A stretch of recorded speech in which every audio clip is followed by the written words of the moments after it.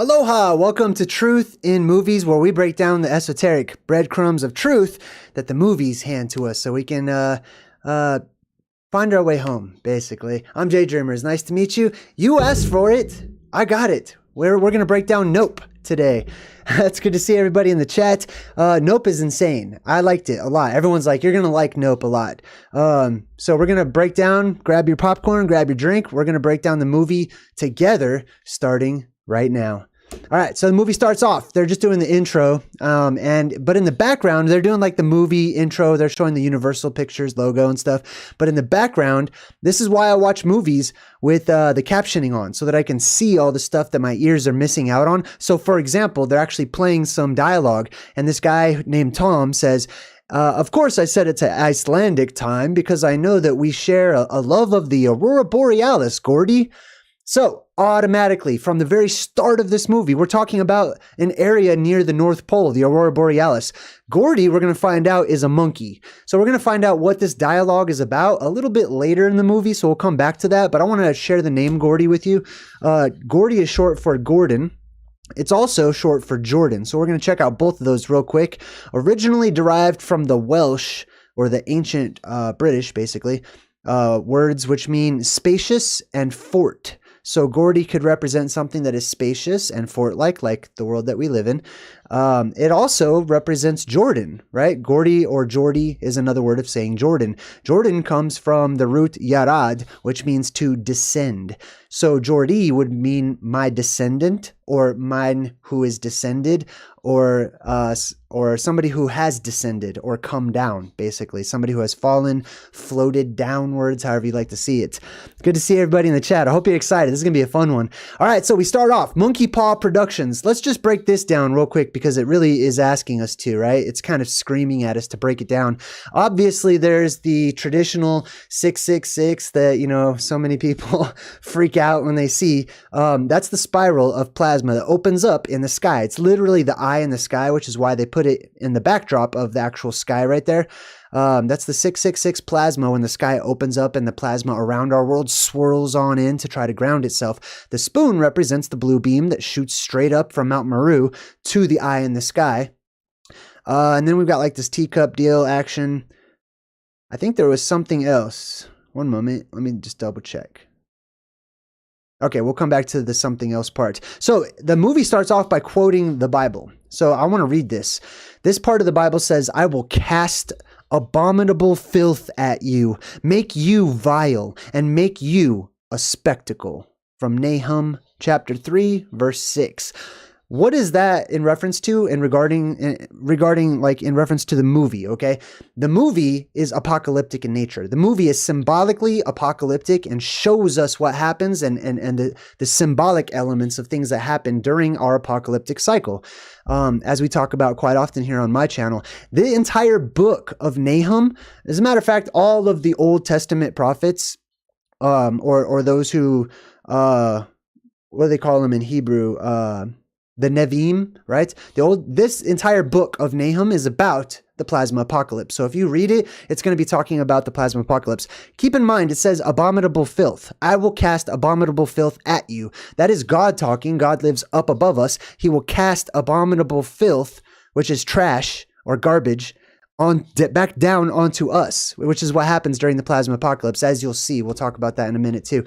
All right, let's see what else we got in the movie. So it starts off, it shows you the monkey hand from Monkey Paw Productions, and it says, happy birthday. So we're starting off setting the tone for everything. This apocalyptic event symbolically always happens on a birthday. It's always somebody's birthday. Usually they show you the Christmas one because we're more used to seeing like the birth of Jesus or celebrating the birth of the light of the world, etc. That's why this happens on somebody's birthday, and it's Gordy's birthday too. We're going to come back to all the Gordy stuff, but look, it starts off, everything goes black, right? You see all the intro, you can kind of hear people talking, there's dialogue, somebody says happy birthday, and then pop. There's a sharp pop, and everything goes dark. Symbolically, that is our sky popping open. Okay, so what happens is, in short, because I know a lot of people are new to my channel, welcome new everyone who's new.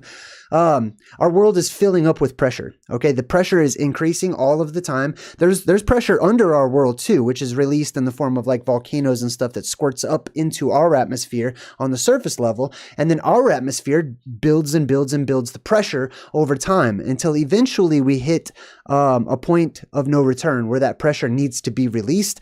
Enter the Sandman, enter the apocalypse. That's what we have. All right, so they show you kind of an image of what's going on. You can kind of tell this is some sort of a studio for a TV show. You can see in the background back here that there's like, you know, chairs for the studio audience to watch and stuff. So this is a TV set. So whatever's happening here in this fictional TV set, there were people who were watching it, right? Or who were watchers or observers, right? Now, let's go back out. I want to show you the set once more. The set has this monkey on it, okay?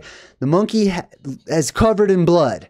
The set is completely destroyed. Something happened on somebody's birthday, and it's all very much symbolic of what we are going to go through and experience pretty soon, and what we've already been through collectively, humanity, what we've already been through in the past. We're going to come back to this entire scene. It's going to replay it later on in the movie. So after that strange beginning, we cut to this scene. It's kind of dark. It's hard to see here, but this is a little farmhouse, and right above it, let me see if we can zoom in on the stars above this house.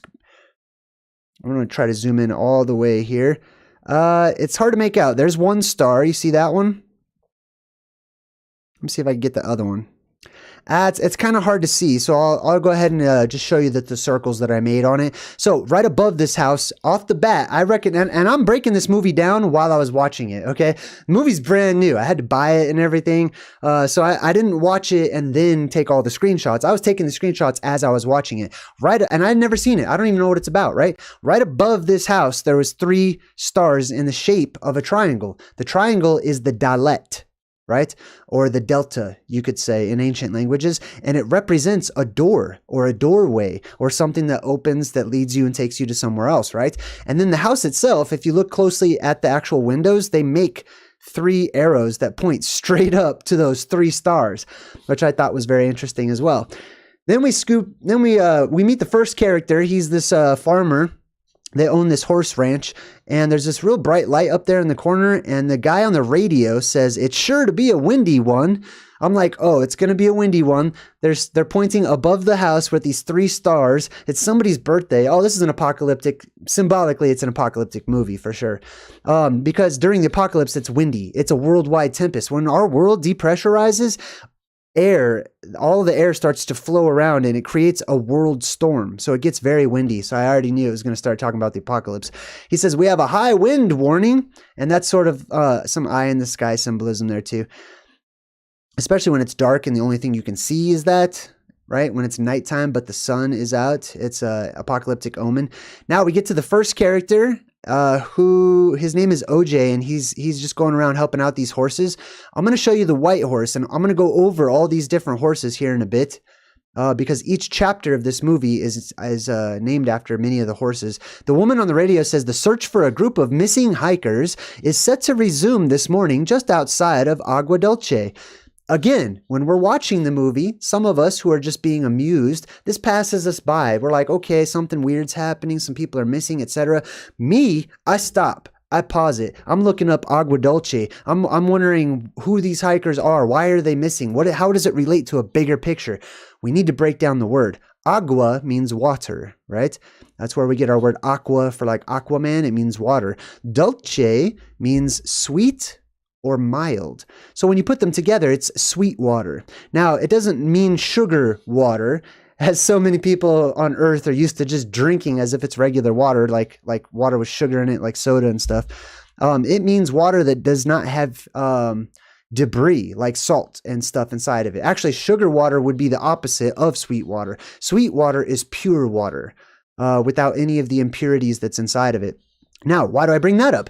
Because traditionally, sweet water or black water or dark water is said to reside around the area of the ancient North Pole, or the land at the North Pole, where many different stories, and I've had a couple of people make some comments like, there's no proof of this or anything. That's fine, because this is what I see, and you don't have to believe me. That's fine. However, I will tell you there are many different stories that talk about how there's fresh water in the ocean, and it typically comes from the North Pole itself, or an area near the North Pole, and then there's places where it meets or mixes with the salt water itself. Also, there's actually other places aside from the North Pole where you can see this. You can do an easy Google search or a YouTube search and find areas where the ocean water will not mix, because it's pure water and salt water together, and they're different densities. They don't want to mix into each other. So you can actually, there's parts in the ocean where you can see the different kinds of water running into each other. All right, so we go through, we see the different horses. This horse, it's going to show all their names here in a minute, but this horse's name is Firefly. That's right. So this one's Firefly. What was the other one's name? Let me just check real quick. This horse's name is Ghost. So Ghost, which for the most part, for me, is an apparition that is a phenomenon electromagnetic in nature, right? Just as you are, just as I am, right? We have ghosts inside of us. It's just we only call them ghosts whenever our electromagnetic focal point, or our spirit, or whatever you want to call it, leaves the body. Then it becomes an ectoplasm, right? It is ghost or plasma outside of the body, electromagnetics outside of the body. Everything is alive and everything has spirit. All right, so we looked up Dulce, or the dark waters, or the sweet waters, etc. Then it cuts to this shot where they train the horses, their little running area. And this sprinkler, I couldn't catch it because it was so fast, but the sprinkler was shut and then it pops up real quick. So we've got some sort of a popping, and then all the stuff squirts out of it. Now look at what the guy on the radio says. Traffic is already backed up. Excuse me. Traffic's already backed up. Oh, I was just taking a picture. You could see that it's squirting. Sometimes it's hard to capture motion when I'm just taking the pictures. Traffic's already backed up due to an accident on the southbound 101. Purposefully, they chose to make that. That's a fake news story. It's made up for the movie. There's always accidents on the 101. But 101 symbolizes esoterically the beginning. It symbolizes the Garden of Eden. It symbolizes starting off fresh. Why? Because we have two towers on either side of the Garden of Eden acting as the anode and the cathode, right? They shoot up every other cycle. Plasma electromagnetic energy shoots up from within the earth itself, creating these beams of light, essentially. Those beams create an electrical arc.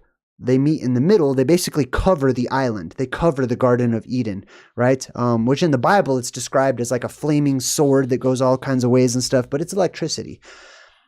All right, so that's the 101 symbolism. The movie starts off, everything gets dark, there's popping, this thing pops out and squirts, and then he says, it's 7:44 with Bo and Ives.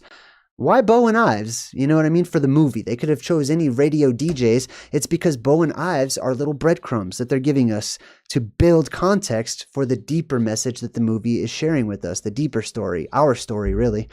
All right, so let's check out what Bo and Ives mean. Let's see. First, we'll start with Ives. Well, bow is a bow. It's a stick. It's a staff, right? It is a pillar. It is a column. It's a bow. Or a bow, like a rainbow, or an electrical arc, you could say, right? A bow, like an arch or an arc.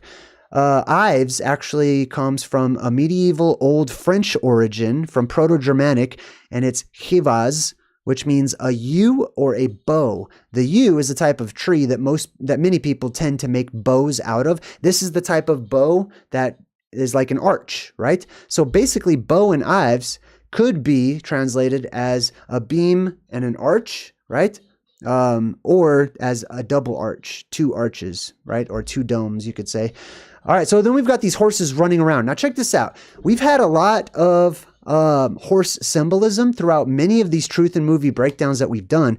I wanted to get deeper into the horse symbolism, and I know there's lots of people out there that just love horses. You know, some people don't know why, but they have an affinity towards horses too. And horses come up all the time symbolically or esoterically in my research. So let's check out horses and break this down real quick. In Old England, or Old English, horse comes from hers, which means to run. You see that? that K right there is more of like a real hard H sound. Kers, or hers, basically, over time. Right? Dialect tends to change things as accents change and whatnot. But also, we have a direct correlation with Horus. And you'll see this quite often. Sometimes symbolically, they'll put a picture of a horse, but it represents the Egyptian god Horus. Horus, who is Horus? Well, he's one of the sun gods, also named Hor, or Kor, right? The flying one, the high flying one. The Horus is the high flying one. They named horses after something in the sky, something way up high. So let's go a little bit deeper than that. It says here, if we look up the meaning of Horus in Egyptian, it means he who is above. So horses have some sort of correlation with being far up and high up in the sky and above us. Now, if we go into the myths and the legends about the half horse, half men, or the centaurs, which were a form of horse as well, right? We have the leader, well, I wouldn't say the leader, one of the most prolific of the centaurs in mythology, which is history, cartoonified, essentially, was Chiron, or Chirion, however you like to pronounce it, right? And it says that Chirion was an immortal son of the Titan Kronos. So Chirion, this horse-like, part man, part horse creature, right, and some sort of alien animal entity creature that is not from Earth, came down to Earth from above because it was born out of Kronos, which is the sky god, right? So we've got Horus, he who is above. It says here that Chirion, one of the wisest of the centaurs, or the horse people, was born out of Titan, the Titan Kronos, who is the god infamous for opening his mouth every once in a while, sucking everybody up, eating them, and then spitting stuff back down to the earth, which is symbolic for the plasma apocalypse and the depressurization of our world. Now, if we take a closer look, it also goes on to say that the rest of the Centauri, oh, that's interesting. So centaurs, actually, I just noticed this on the fly, so let's check it out. Centaur comes from Kent Orai. I want to break that down real quick. I don't know if I broke it down earlier or not, but Kent. So cent, I used to think that centaur meant something like cent means like 10. You know, like if you have or you know, like a centipede or something, it's like 100 or something, right? So I was like, tor means bull, so maybe it's like 100 bulls. What does it have to do with the horse? I couldn't figure it out, right? So this spelling helps us out quite a bit more because the word is not cent as in 10 cents to $1 or whatever. It's Kent. Kent, and then Orai. Or means light or fire, right? There's some other things it could be, but and then Kent, basically, if I remember, means a city that is on the edge of the water, right? Anyways, I'll come back to that. The centaurs were spawned by the cloud Nephel on the slopes of Mount Pelion in Magnesia. Oh my God, check this out. There's so much symbolism happening right now. All right, so first of all, the centaurs were spawned by a cloud. Okay, this movie you're going to see is all about an alien in the cloud, basically.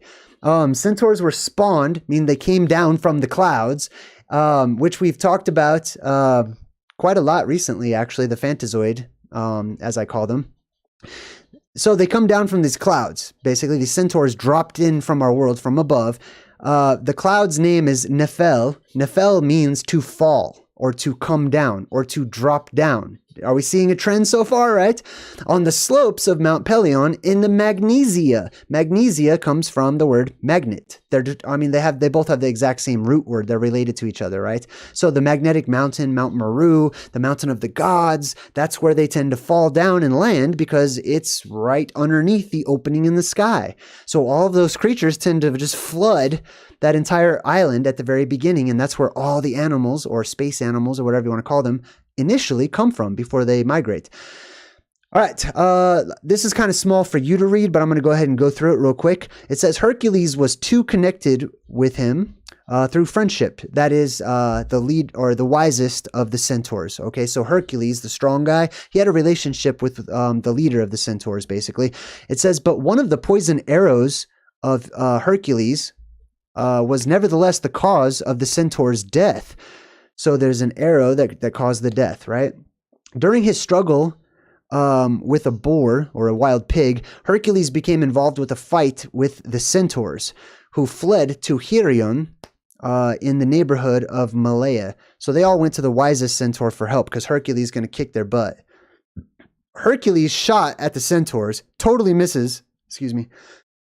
And he accidentally grazes Hirion. The poison on his arrow was too much for him. However, Hirion is immortal and he could not die. So the poison was just torturing him, basically. So he decided to give up his life and donate his immortality to somebody else, basically. All right, enough about that story. Oh, by the way, also this is where we get the Sagittarius symbolism from. The centaur is the Sagittarius is represented by a centaur, right? So you might wonder why. What is Sagittarius? What does that word even mean? And what does it have to do with a half man, half horse, right? And what does it have to do with hunting and arrows and stuff? Well, we just talked about how Hercules is well known for having killed one of the wisest of the centaurs with an arrow, right? So if we check out Sagittarius, it says here, it's talking about the constellation. It says it literally means pertaining to arrows, from Sagitta, which means arrow. So Sagitta Aureus, which means light. So Sagittarius means arrow of light, basically, or a strong arrow of light, or a powerful arrow of light. Interesting. All right, cool. Let's see, what's this part? Sorry, I got one more thing I want to share with you. Oh, the suffix. Okay. Yeah, it just means like. So we covered all of that. Dang, what else we got here? Oh, oh, I'm so sorry. I'm kind of nervous. I don't know why. I'm always so excited. I love that everyone's having a good time. All right, Sagittarius in astrology. Sagittarius is the 9th sign of the zodiac, considered as governing the period from November 22nd to about December 21st.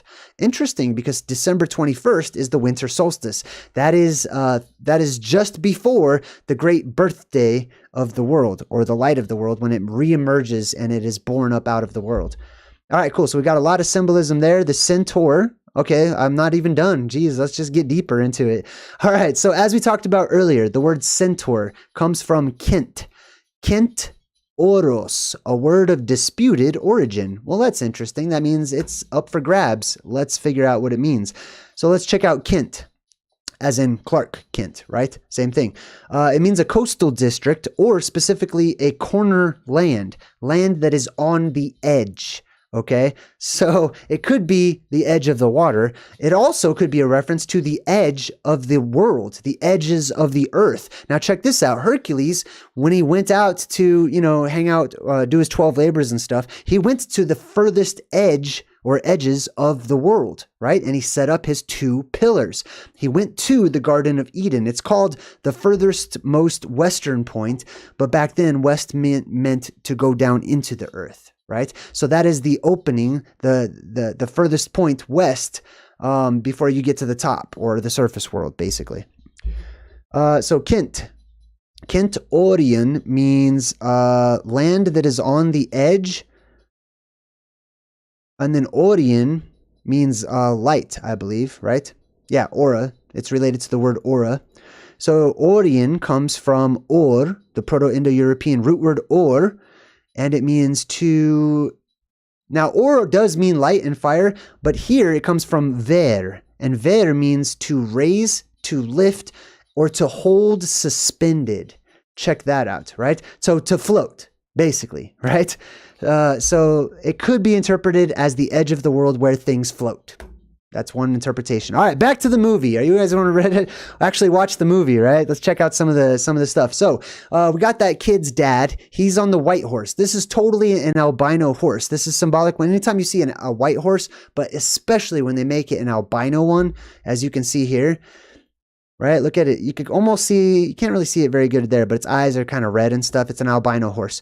That represents the Fantazoid creatures, okay? Those creatures that are not of this world, quite often in my research, they have been described in ancient texts and writings and religious books of all kinds as being white, as being what I call Fantazoid white, basically. All right, so the guy looks over at his son and he says, or his grandson, whoever he is, and he says, well, you know, they're going to bring us back for a sequel. Now, I had to take a picture of that because I believe that this movie is going to have a sequel to it. It doesn't have to. That's totally fine. It's a great movie all on its own. I'm not here to judge the movie if it was a good movie or not a good movie. I liked it. If you didn't like it, that's fine. But this is where we break down the symbolism. No matter how bad the movie was, how good is the symbolism? That's what I'm asking, right? So he says, you know, they're going to bring us back for a sequel. That also is speaking to you, because every time the movie talks to a character, or somebody in the movie is referring to a character, they're not talking to the character. Really, it's a story for you. They're talking to you. Quite often, they're speaking directly to the viewer. They're going to bring us back for a sequel. Symbolically, if we're talking about the apocalypse, that means he's talking about survivors, people who are brought back for a sequel to Earth, right? We survive, right? We don't just end right there. Now check out his hat. This is pretty cool. It says Carhartt. And then, if you look closer, you can see that there's an X made out of these two axes. This is a real company. They actually sell stuff for the hardworking handyman or handywoman. But Carhartt, why'd they choose to have him wear that particular hat? I did not take a picture of it, so I don't know. I can't remember. Cotter? Oh, I have to guess now. Hart is heart, right? It's in the middle. Cotter, I think, meant hill or mountain. So mountain in the middle maybe, and then it's got the X there. I can't remember, so let's move on. All right, so he goes to check his phone, right? But his phone starts to crackle. Big surprise, right? Something's going on with the electricity. The phone goes out, right? Which should not happen unless there's an EMP, unless there's an electromagnetic pulse. All of the machines start to power down. This guy's looking around. They can start to hear like all the machines powering down, and then they hear screaming. It says there's a woman screaming in the distance, but the scream isn't coming from anywhere off to the side. The scream is coming from above. It's a strange sky sound, some weird screaming or moaning sound heard up in the sky itself.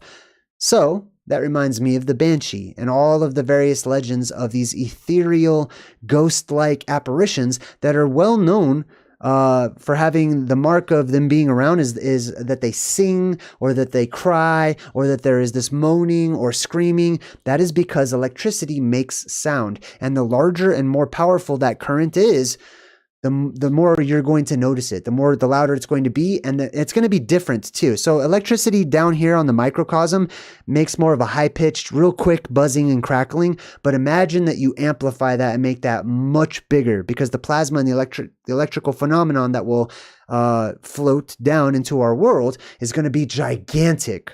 It's plasma and electricity that wraps around our world. So imagine what that's going to sound like, right? So he looks up, the screaming fades away. He just looks, it comes up from this weird cloud that's right above his house. His granddad's like, you hear that? And then all of a sudden you hear this ping, ping, ping, ping, ping. And you hear like metal clanging against metal. And they're looking around and it almost looks like it's hailing. You just see like the dirt like exploding upwards from the ground. Stuff is falling down on top of their house. And there's all this metallic pinging and popping and stuff. Well, let me go back because that was pretty gruesome. I'm sorry. There's not a lot of gruesome image. I don't like to share stuff that's a little too gross, but anyways, let me tell you what this is. This is random objects, a lot of metal objects that are falling down from the sky. Remember that Bible verse at the very beginning when it says that I will basically throw abominable trash down on top of you. I'm paraphrasing, right? But that's what's happening. That's what you're seeing right now. And that's what happens during the plasma apocalypse. Kronos, or the sky god, opens up. Hey, thank you for the donation. Trilite. The sky opens up. The world depressurizes. There's all this pressure everywhere right now. And if you're sensitive, like I am, you can feel it. And it affects people. It affects our attitudes. It affects our emotions. It affects everything in our world, basically. And it shrinks everything, too. But that pressure is released. A hole in the sky blows up and outward, casting all kinds of debris up and out over the top of our sky. And when it is done, right, because it can only depressurize until it's depressurized, right? Once it is done depressurizing, whatever has not made it out of our world will fall back down, or I should say float back down because there will be an increased buoyancy factor, right? However heavy the atmosphere is that escapes this world during the depressurization event, that's how much force will be pushing up from below, according to Archimedes' principle, basically. All right, so all this trash, all this debris, all this rubble's falling down out of the sky. A nickel hits his grandpa right in the eye, goes back into his brain, and he pretty much dies, right? Also, we have the one eye symbolism, quite actually one eye, right? And then they show you a picture of the nickel. See, as you can see, it's kind of stuck right there in the middle of the head. That's his X-ray. Here's an image of the nickel. I thought that this was particularly significant for myself just because the nickel's date says 1979. That's when I was born. I thought that was very interesting. All right, so I circled 1979. And then the guy looks over. His grandpa's dead. He's gone, right? So he goes back to the farm. He has just inherited all these horses. I'll tell you what they do with all the horses and stuff. But then you can see there's some debris that landed. One of the pieces of debris, they could have chose any prop to be stuck in this horse, right? A key. A key is stuck in this horse. It falls to truth seekers around the world to find hidden keys that will lead you to hidden doors that will lead you to secret places. Okay? What's the reason that this white horse is a key in the movie? I'm going to leave that one a little mysterious for everyone to figure out. And that brings us to the title. Nope. Nope. Nah. No. Nope. Okay. Let me just give you my impression of the title, okay? I see plasma apocalypse symbolism, okay? And if you're new to the concept of the plasma apocalypse, please check out my playlist. I've got all kinds of videos from basic all the way to advanced that go over many different aspects as I'm still covering it. But nope. Like when the plasma apocalypse comes, when this world is reset, people are just gonna be like, nah, I can't handle it. No, it's too much. No, it's not real. Like basically they will just have to force themselves to jump into survival mode or to be in complete and utter disbelief at the things that they're seeing. So we kick things off with one of the first images, one of the first moving pictures of the black jockey on the horse. He's riding the horse. I'm sure you guys have seen this. I tried to get a few of them so you can see that it's running there, right? Now, they say one of the reasons that they did this was to see if the horse actually leaves the ground, right? Some people thought that the horse, when it's running and it's at full gallop, that actually sort of flies through the air, that it leaves the ground, and that it's not always having one foot at least on the ground. So as you can see, boom, they proved that it's right. The horse flies through the air, or it's running, right? But it's also symbolic of Fantazoids, right? Or those horses that came down from above, from the heavens, that were born from the mouth of Kronos. All right, so OJ takes one of these horses. This is their job. They basically use their horses that they train specifically for Hollywood movies, for Hollywood sets and stuff. They have these actor horses, basically. And he's in front of this giant green screen. The character's name is OJ. And if you look up the meaning of OJ, it means light. It could also be stretched to mean eye or an eyeball, right? But his name essentially means light. Now he says, actually, it's Otis Jr., okay? So OJ stands for Otis Jr. It's got nothing to do with OJ Simpson or anything, right? I know I think they might have even made a joke about it. I can't remember, but it's got nothing to do with OJ Simpson. His name is Otis Jr. What does Otis mean? You might have seen the name Otis when you're riding in an elevator or something, but Otis is derived from the personal name Ote or Ode, like Odie in Garfield, right? Almost the same thing, which were medieval English equivalents for the German name Otto, formerly known as Audo or Odo. These names all ultimately originate from the Germanic element od, meaning wealth or fortune. Interesting, right? Ode is also directly related to I totally just had a brain fart. I'm sorry. But anyways, his name means wealth or fortune. And as you can see, his family is rich, or as you will see, their family basically, they have this little empire of raising these horses and stuff. They are related to the jockey that was on the horse, according to the story. Now, his sister comes in to help out. He's not really into it. He's bummed out about his grandpa dying and stuff, or his dad. I can't remember who it was. His sister comes in, and her name is Emerald Haywood. And of course, she's got the green for the Aurora Borealis color. And her name is Emerald. So we've got a direct relation to the Emerald City, which is located at the North Pole, as we've gone over many times. Legendary cinematographer Antlers Holst is the one who is going to be doing this shot in the movie. This right here is the guy. It's kind of hard to see him. His name in the movie is Antlers. His last name is Holst, right? Holst is directly related to hold, or like we talked about, Hod Mimi's Holt, which was a safe place at the middle of the world. Basically, it's where the Norse version of Adam and Eve go, or the survivors who will survive Ragnarok, right? It is called the Holt or the Holst or etc. It's like the trunk of a tree also, or a safe or a place of safekeeping. Antlers are those projections that come up out of the animals, obviously. So check this out. I've got some cool trivia. Antlers Holst, it says the character was named after the composer Gustav Holst. So the character in the movie is directly, the name is taken from this guy, Gustav Holst. Gustav means goose staffer, or good staff, or God's staff, or the staff of God.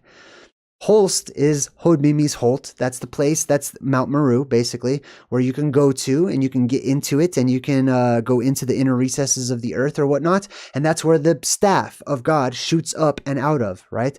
So that's some name symbolism there. Now, here's their trailer. They're going back home after they did this little commercial or whatever. And it says Haywood's Hollywood Horses. That's the name of their company, Haywood's Hollywood Horses. That's 3 H's in a row, right? Or 3 Aleph Bet Gimel Dalet Hey. Haywood, right? 5. Aleph Bet Gimel Dalet Hey. The Hey, or the H in our modern language, in the old world was the number 5. So here you have 5, 5, 5. In the movies, as it always happens, 555, which we talk about quite often, is symbolic for 666 as well, right? Why is that for the new people? 555 is in Roman numerals. I almost forgot. In Roman numerals, it's a letter V, right? Which is the Vav, which is also the letter 6, or the number 6. My mind's all over the place right now. All right, cool. Haywood's Hollywood Horses. All right, cool.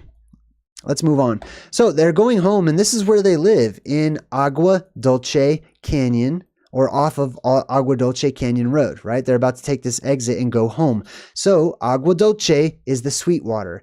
Typically, in stories, it's called black water, right?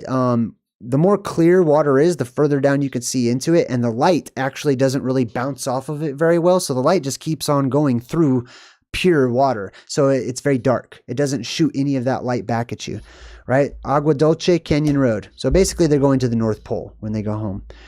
All right, so they're driving. They see all of these, they call them sky dancers in the movie. I always called them wacky wailing, inflatable arm moving guys, or I don't know what they called it, like on The Simpsons or whatever.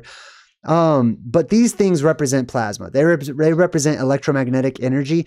And not only that, but there are many legends and stories, especially from Native Americans.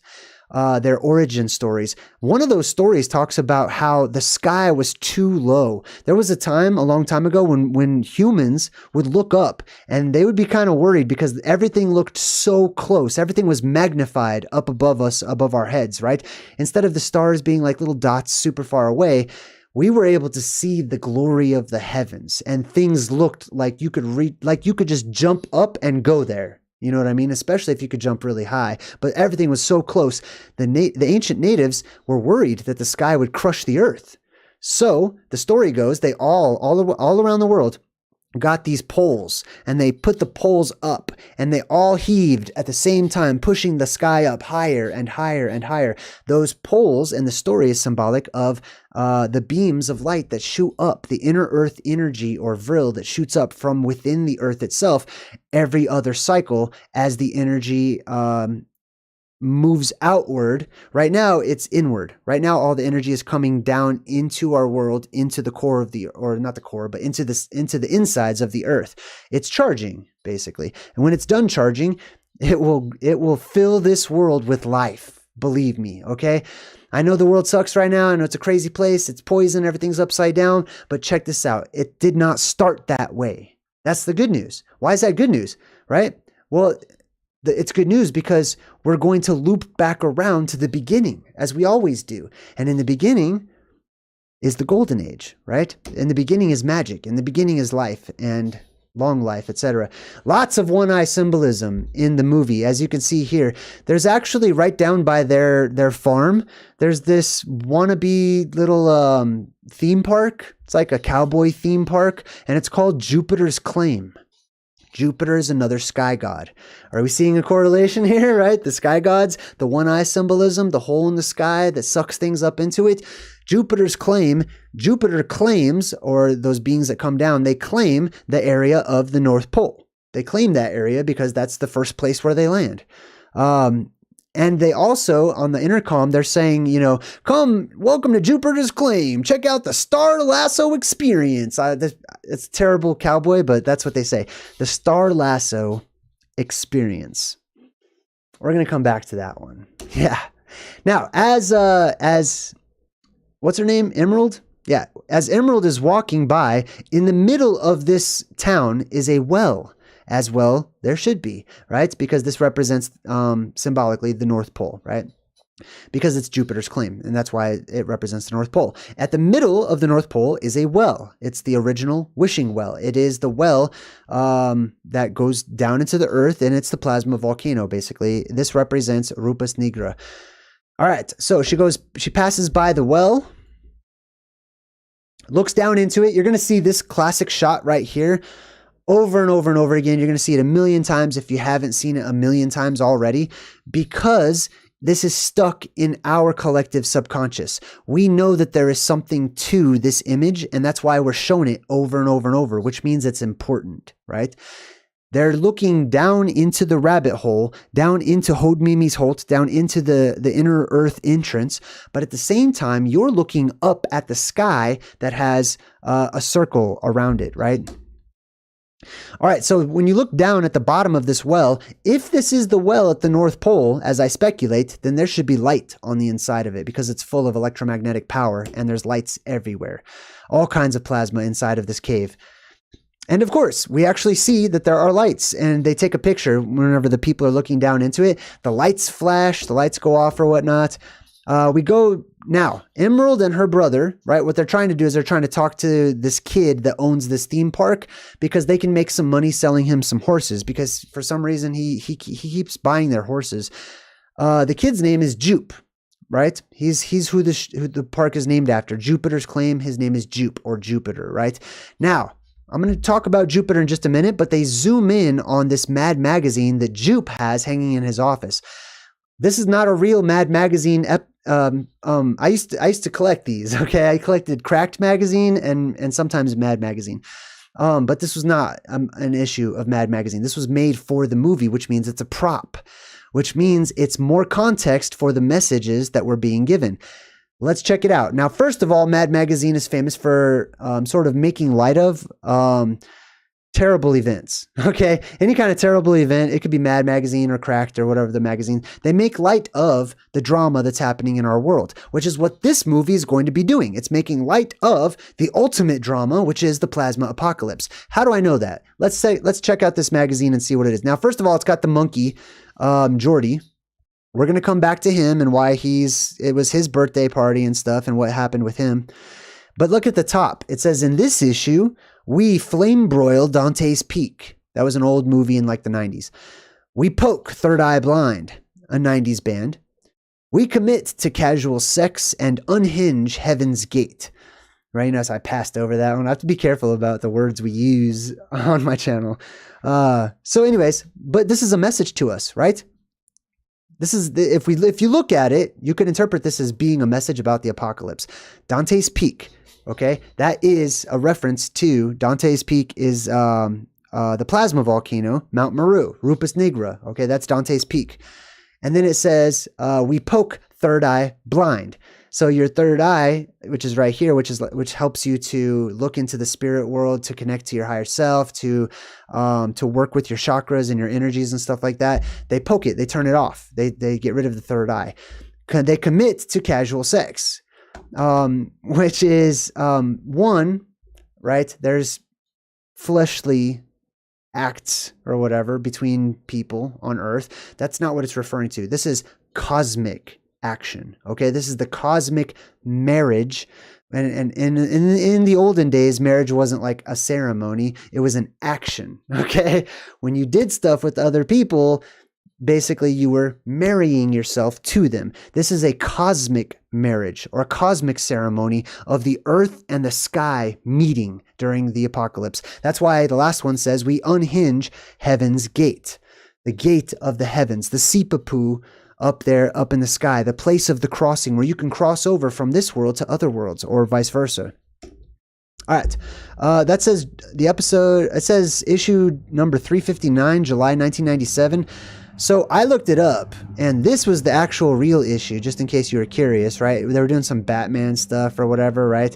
So that was the real issue. So it's totally a prop for the movie, which means everything in there is a message, and it's a part of the bigger message of the movie itself. Now, this kid is Jupe. Okay, this is Jupe. He actually has another backstory, which we'll come back to. And the girl, Emerald, says, so Gordy's home is a short-lived but fabled sitcom. Oh, that's actually Jupe talking to her. So let me explain Jupe's origin real quick. This Asian kid right here, he was on this TV show that featured this chimp, this monkey named Gordy, which we heard a little tiny piece of at the very beginning when we saw the monkey paw doing the 666 and all that stuff, right?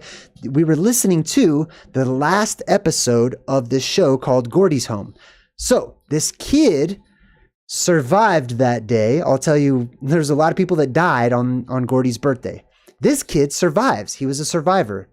So symbolically, he survives the apocalypse or an apocalypse. And he's explaining to her about this famous TV show that everyone was so crazy about.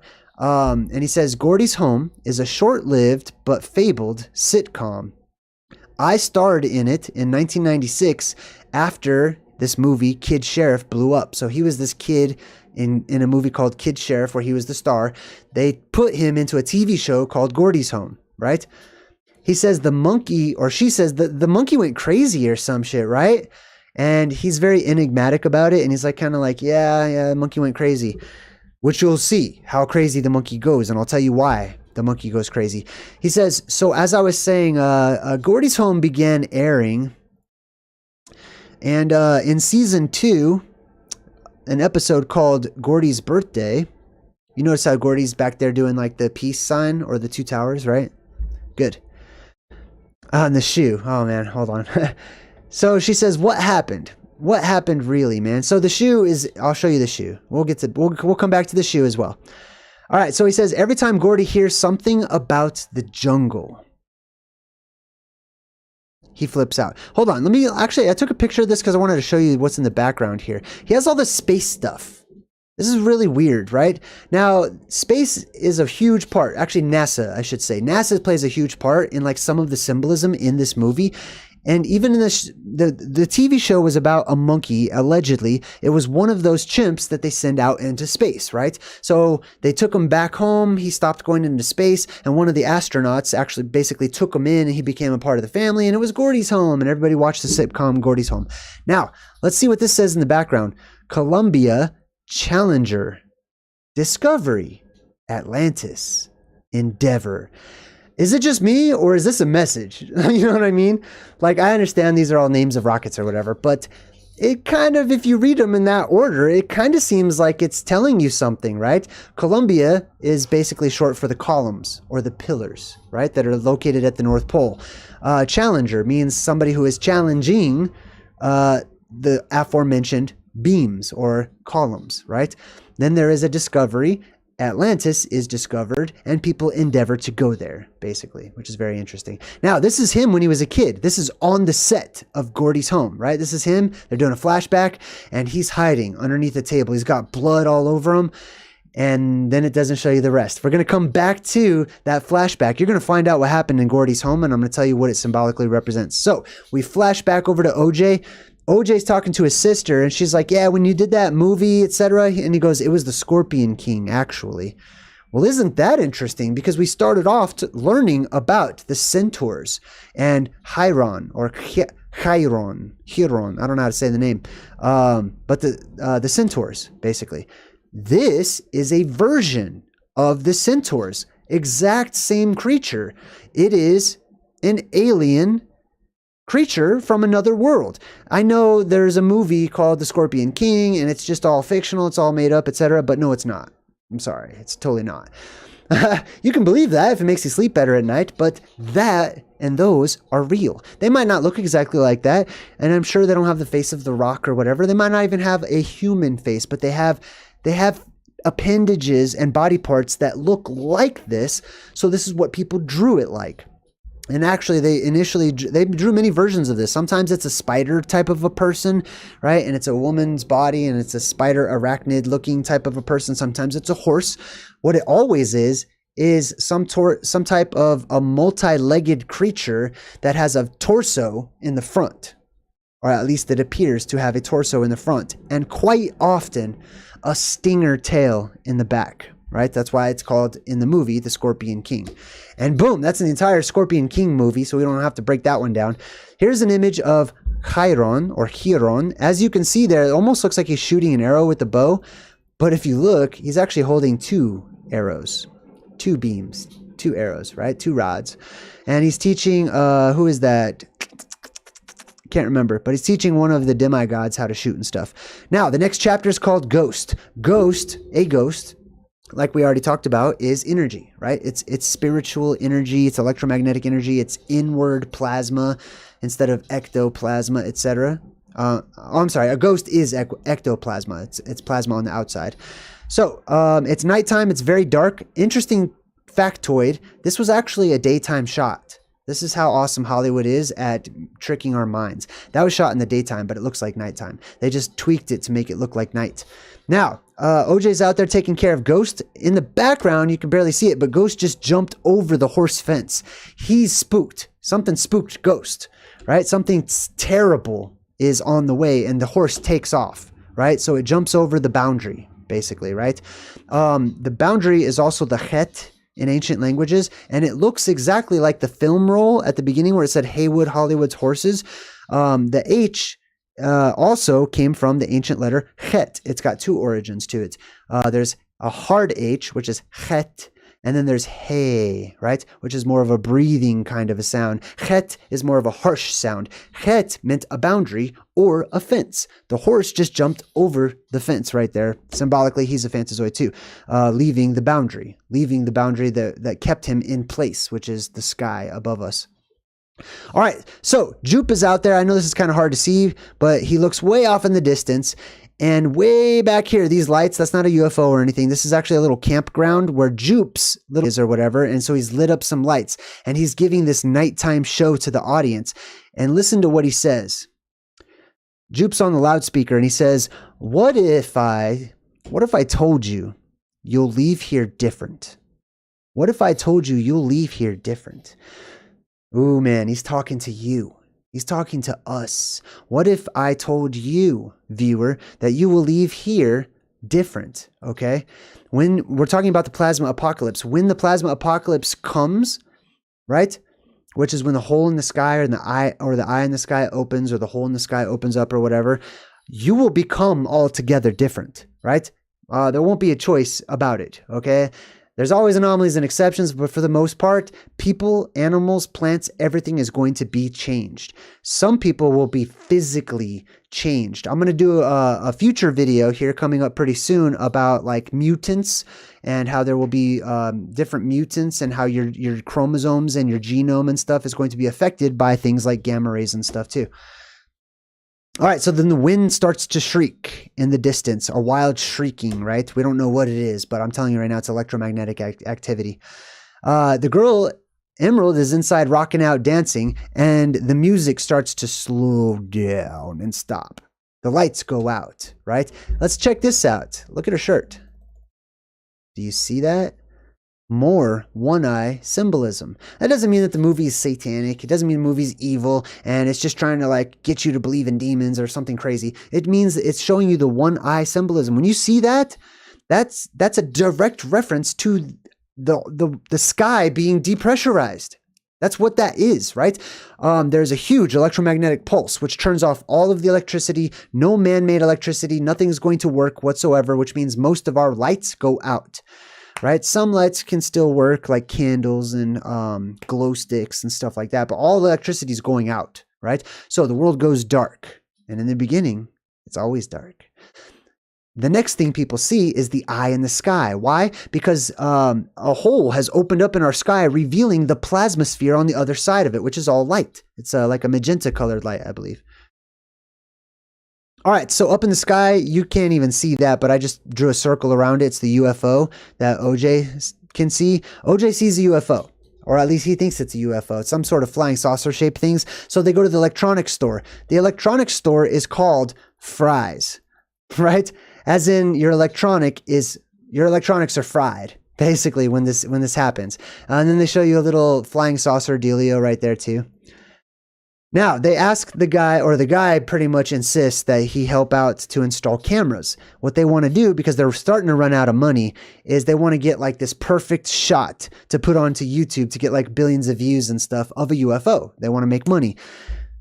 Okay, that's what they're doing in the movie. Now check this out. Let's zoom in on this truck real quick. I want to show you what they put on this truck. They put these numbers right here. FE1111. Now you could make the case that it stands for Fry's Electronics, obviously, but it could also stand for the shape of the world. And then all of the ones, 1111, right? Many people see that everywhere you go to.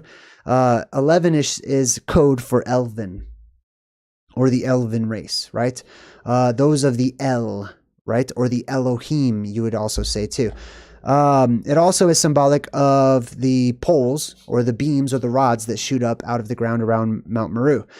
Now, general trivia, the ID FE1111 appears on the truck. FE stands for Fry's Electronics, allegedly. Jeremiah 11:11 in the Bible is notably referenced in Jordan Peele's previous film, Us, in 2019.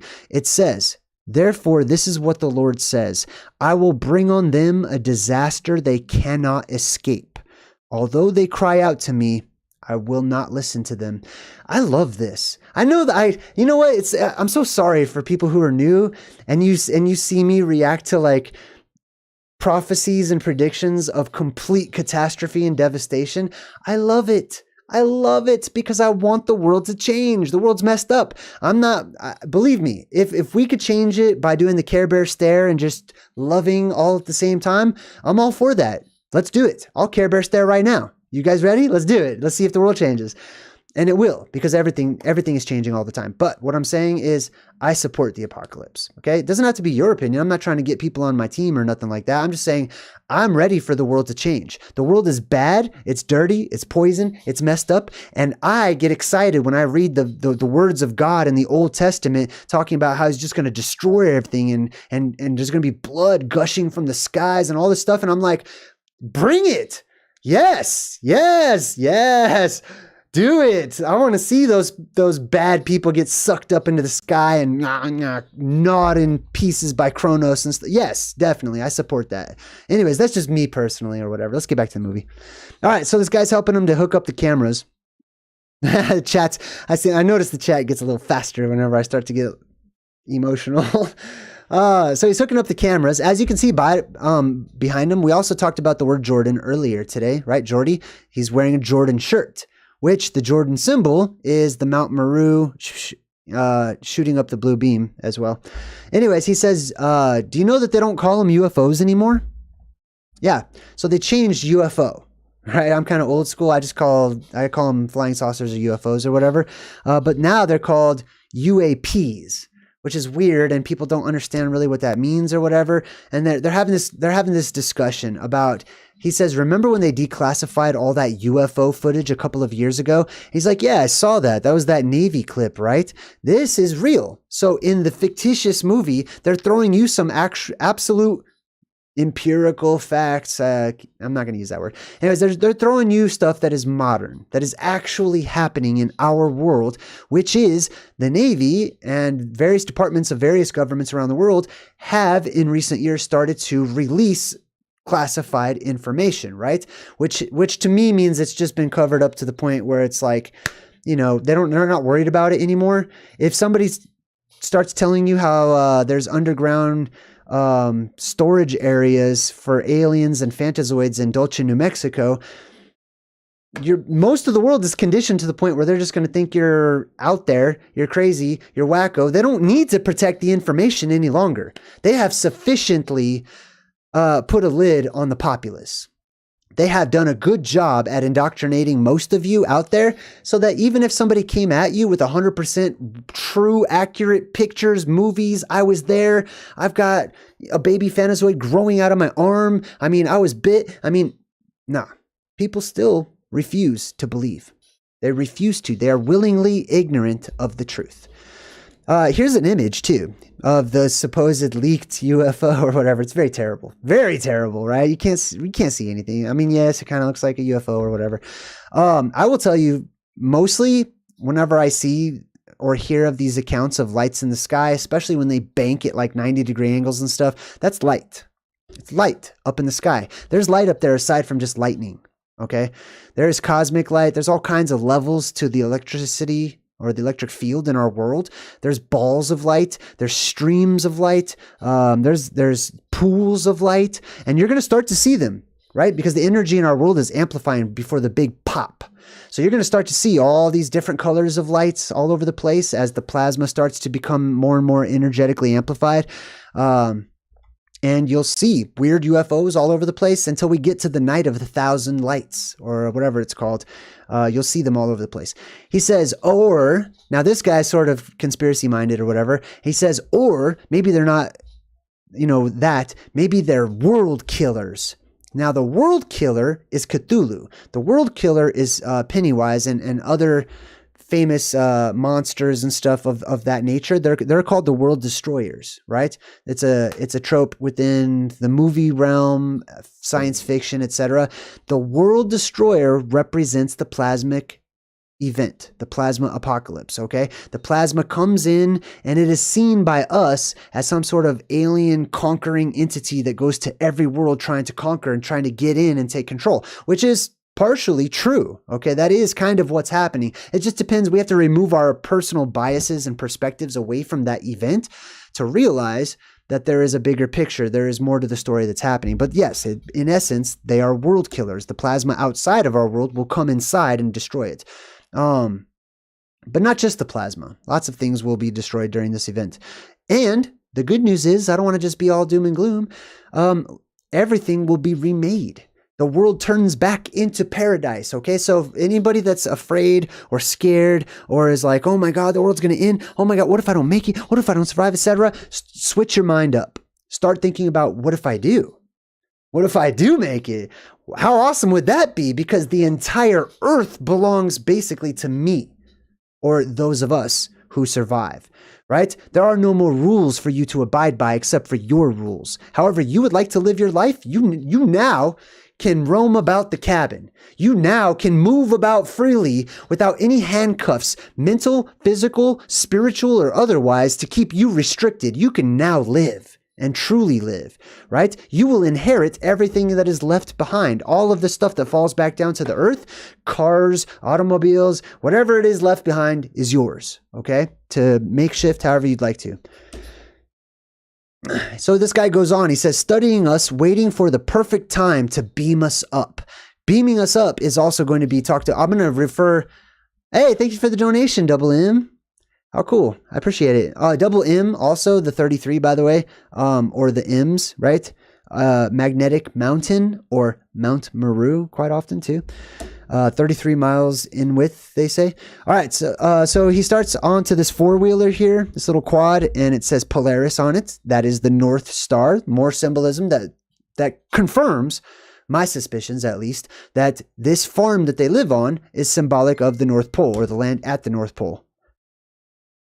All right, so in the next scene, we've got this mock horse that's got this pennant flag thing tied to it. And it's pointing up at the sky. We'll come back to that. Why do I keep hearing a noise? Do you guys hear that? I keep hearing like a... A blinging noise. I'm so sorry. I don't. Let's just continue on. Back to the Future has the same thing, right? Do you see how there's like all this stuff hanging off of this, right? And that made me think of Back to the Future and how those exact same multicolored pennant triangle flag deals hang off of the DeLorean when it's struck by lightning, which is an event symbolically representing the plasma apocalypse. And then the DeLorean, which is a Faraday cage, right, ends up somewhere else or in a different time or whatever, which means it just survives the apocalypse, basically. The next one, clover, right? Just like clover field is a reference to a field that has been cloven or divided. And if you look at like a four-leafed clover, right? That's stuff like that is symbolic of the North Pole and the four lands at the North Pole. Now, this part's going to be kind of hard to see, but this was probably the scariest part of the whole movie. This part had me jump, man. This is crazy. So OJ is out in the little horse area. This is the horse barn or whatever. And he hears some weird noises. So he goes to check it out and he's looking. And all of a sudden, as he's looking back there in the distance, he notices this dark silhouette figure and it stands up. Can you see how like there's like somebody hunched over right there? And it just real slowly stands up. And then this other figure pops its head out of the side and they have these big old alien heads and stuff. And he's like, nope, nuh-uh, nope. And he's like, I'm like, whoo, I get freaked out at stuff like that. Cause I'm like, man, would I freeze? Like I'm either going to freeze completely and be stuck in sheer terror, right? Because it freaks me out. Aliens kind of freak me out. Especially when they're doing some creepy stuff. I mean, if I saw an alien and it's like, blah, blah, blah, hey, blah, it's trying to obviously talk to me or whatever, like that would be less scary for me. But if it's just standing there in the shadows and then it does some weird, you know what I mean? Like, nah, no, forget that. So that's what he does too. He's like, nah, I'm out. No. I'm like, yes, go, get out of there, right? So he's backing up and you can kind of see the little alien head. It's kind of like creeping up around this corner, this little dome right there. That's a little piece of the alien head. You can see the eyeball right there. And he takes out his camera because remember, they're trying to get like the Oprah shot, they call it, right? The best picture, best proof of aliens or UFOs or something so that they can make, sell it and make money or whatever. Excuse me. Now, he takes out his camera, starts to take a picture, and then right next to him, he looks over and he's like, oh man, he sees the alien just hanging there upside down and he hauls off and boom, knocks this alien senseless, which I was laughing. Okay, this super cracks me up because there's this video on YouTube of this, like I think it's a black family and they're out trick-or-treating, right? And the dad is like with the kids or whatever, and they walk up to this porch. And on the porch, there's this rocking chair with like this stuffed scarecrow, but it's really, there's a person inside of the scarecrow, right? And they walk up to the door, and the dad goes over to like get some candy, and the scarecrow goes rah, and it moves or whatever. And without thinking, the guy just goes, bam, and he just knocks it out. Which is appropriate. I mean, in my mind, that's the law of the land. Nowadays, I don't know. Nowadays, it gets all legal and weird and stuff. But in the old world, in the Wild West, like in the movie here, it was called the law of the land, which was do what you want to do. Just keep in mind, others may too, right? Which I support, which I love. All right, so the mask falls off. It's a kid. They were playing a practical joke. I was like, what is about to happen, man? Like I'm watching this, I'm like, he just socked an alien in the face. But then it turns out it's actually just, a little kid. So it's okay. It's okay that it's okay. I feel like this should be on what's that YouTube channel? Pitch Meeting, right? So he didn't punch an alien in the face? No, it's actually just a little child. Oh, okay, well, good. That's probably something he would say on Pitch Meeting. Anyways, oh, so the kids are dressed up as little aliens, right? And they're trying to scare him because his sister stole that fake horse from Jupe's, right? The Western place or whatever. He stole the fake horse. So they're kind of teaching him a lesson, and they're like, don't mess with Jupiter's claim, give us our stuff back, and then they take off, right? So that's just to let us know that those weren't actual real aliens or whatever, which is also to let us know that the aliens we're about to see are not actual aliens in the sense that we think of them. Now, we go back to Fry's Electronics. This dude's totally spying on them through the new cameras. You're not supposed to be doing that. This girl jump scares him, right? Now, I just watched this stuff, and then I watched this guy get jump scared by one of his own employees, and he goes like, oh my God, he snuck up on me, he scared me. And he goes like, hey, what's up, Nessie? Her name is Nessie. She actually has a name tag that says Nessie on it. It's hard to see right there. But Nessie, like the Loch Ness Monster, another Fantazoid reference. An alien animal that has floated down, landed in our world, and has been hidden ever since, right? Because we used to go hunt them. I did a whole video about how monsters are real, right? And we collectively, or royalty really, has gathered up all of the world's elite monster hunters, and they have gone and exterminated most of the monsters in the world. That, and they've died off for natural causes as well, and atmospheric changes that don't support their lifespans. All right, that one's way dark. I can't really see what that is. Oh, I see what it is. So there's this buzzing sound, which is electricity. And he looks up and he sees that cloud. You see that cloud right there? You can kind of see him right here. And then there's the cloud up in the sky, which is kind of circular.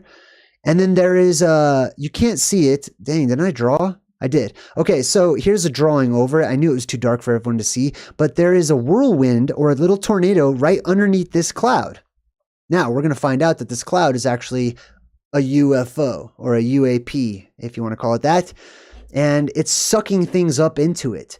So directly underneath this circle in the sky is this beam of, or I don't want to call it a beam, but is this funnel that's sucking things up into it, right? Just like the plasma apocalypse, how we talk about here on my channel. The wind starts to whistle softly, and you can see, let me zoom into this, right? Let's zoom in a bit. The UFO, or whatever it is, this little circular object right there, is directly in front of the moon, which is where it should be because of the moon's actual location in our world. The moon that you see circling around, flying through the sky, super bright, that's not the moon. Okay, that's a hologram. That's light, basically. It's plasma up in the sky. It is an image, and in optics, it's called a real image. So it looks exactly like the thing that it represents, that it's coming from. But that's not where the moon actually is, okay? The moon is right above the North Pole. I'll have to explain that in another video, though. But anyways, so this thing occults the moon. It covers up the moon, which is symbolic as well. Because this thing is the eye in the sky. I'll show you. It's literally the eye in the sky. It's quite actually the eye in the sky. Now they go to that famous cinematographer, the guy that's doing whatever movie shoot that they have their horses in, Antlers Holt. Remember we broke down his name before, right? So if we go to where he lives, which is Hodmimi's Holt, which is the Garden of Eden, right, in the Norse storytelling of Leif and Leifthrazir, right? And he's surrounded by a garden. He's surrounded by trees and stuff like that. That's showing you that this is the Garden of Eden. Basically, this dude comes from or represents something from the Garden of Eden itself. And the girl, she calls him up because they can't get a picture of the UFO, and he's really good at taking pictures. So she has a contact, 7 degrees of Kevin Bacon or whatever you want to call it, and boom, she gets in touch with somebody famous. I should do that. Actually, now that I think about it, I should totally start using any contacts that I have, because I want to make a plasma apocalypse movie. You know, I want to be in it. I want to make a plasma. This should be a movie. They should stop skirting around the issue. They should just make a movie called The Plasma Apocalypse. Boom. And let it, that'd be sweet. Anyways, excuse me, I digress. So she calls him up. And he goes, oh, I remember you two. You're the descendants of that jockey, right? And Antler says, yeah, I guess I'm talking to motion picture royalty then. Well, remember, Otis means rich. It means wealthy. And then this guy says, I'm talking to royalty, which means they are survivors. They are survivors, and symbolically, they're at the North Pole, and they represent the first man, the first woman, or the first man and woman to emerge from an apocalyptic event, Adam and Eve. Even though they're brother and sister, Adam and Eve technically were also kind of brother and sister too. But back then it didn't really matter. I'm not going to get way down into that rabbit hole, but what else are you going to do when there's only, 2 people in the whole world? All right. So he says, horse girl, this dream that you're chasing, the one where you end up at the top of the mountain, Mount Meru, right? All eyes on you. Now, time out real quick. What is at the top of the mountain? There is a mountain in this world that is the mountain of the world, the tallest mountain in the world, undocumented in modern academics, but completely documented throughout ancient myths and legends and religious and word of mouth and old wives' tales and creation stories and myths and legends and prophecies, etc. And that mountain is Mount Meru, the tall mountain, the mountain of the gods, Mount Olympus, Mount Sinai, etc. Those are all archetypes for the original, the quintessential mountain of the gods. And that mountain spews out inner earth energy in the form of a beam that shoots up into the sky, and everybody can see it. Everywhere. If you just look north, you'll see the beam. You'll see the sign that the apocalypse has ended. Welcome, Dawn. Good to see you. All right, so all eyes on the mountain, right? All eyes will be there. It's also symbolic of eyes, like, I'm going to have to do another video on this one. Somebody will have to actually remind me. Could someone in the chat please remind me in the future to do a video about Attack of the Killer Tomatoes or the Blob? I keep meaning to do that, but I keep forgetting. So I really want to do that because it's fun for me. All right, so he says it's the dream that you never wake up from. So he's talking about reincarnation. You can't escape. You can't get out of this dream. Inside of this world is the dream, okay? Is the dream world constantly over and over and over. But you can't escape from it is not entirely true. It's just that he feels that way, right? Val, thank you. Thank you for the $9.99. Appreciate you. All right. Anyways, let's see.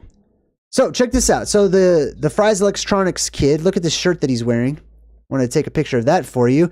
Says Earth, right? Says Earth. However, it does not show Earth. Do you see that? I'm sure this is some famous symbol for some product or something somewhere. I don't know. But what we do have here is the phases of the moon with the ring in the middle, right? The eye in the sky, and it's surrounded by a snake, right? Which is the snake that surrounds our world. There's plasma wrapped around our world, which is seen in ancient myths and legends as being a huge snake, or the Ouroboros, that wraps around the world and encompasses us, because it's true. It's just not a physical snake like we have here down on the ground. It's plasma, right? It looks like snake, and it's snake-like. So they're reviewing the film, and they're looking at this cloud right here, and he says it doesn't move. Let me see if I can get... Nah, I took like 1 million pictures to try to show you it doesn't move, but you can't tell. So that cloud that they're looking at right there does not move. It is steady. It is in the same spot all of the time. And remember, they symbolically live at the North Pole. We've been given many different references to the North Pole throughout the movie so far, indicating that that's where we are now. And we have a cloud that does not move, that rests over the North Pole. That is exactly what the ancient legends and myths talk about, is that there are many of them that say that they indicate that there is a constant storm around the Garden of Eden, or around the land at the middle of our world. And that's one reason why nobody goes up there, okay? Because it's a pretty serious storm, okay? There is a current. There's an electromagnetic current that swirls around at the top of our world, right? And above it and below it, those actions, the swirling action is reciprocated, okay? Which means up above you have what they call the polar vortex, okay? So the air, the sky, this is where wind and all this stuff comes from, basically, originally. And then below it, in the waters are swirling around too. Okay, everything is swirling around up there at the North Pole. That is also why in many of like NASA's imagery of other worlds and stuff, why they have constant storms at their poles. So it stands to reason that we should too, right? Which we do. All right, anyways. Oh, and also I believe that there is a mist around the North Pole, or fog, that is probably swirling about as well. If not, probably literally clouds. I'm not sure. But legends indicate... And even if we do use comparative mythology for our pop culture, I've seen many indications that the island is hidden, not because it's invisible or anything, but it is not visible because there's fog and mist and clouds and stuff in the way, because there's a constant storm around that island. All right, so he says that's an alien spaceship. Oh, no, I'm sorry. So the Fry's Electronics guy walks up to him and he says, "Are you guys telling me that there's an alien spaceship in that cloud right there?" Now listen to the response. OJ says, "It doesn't move like a ship." What if it's not a ship, right? What if it's not a ship? What if those UFOs and those flying saucer metal spaceships and stuff that, you know, that we have cartoonified over the years, even in the past few decades on our own.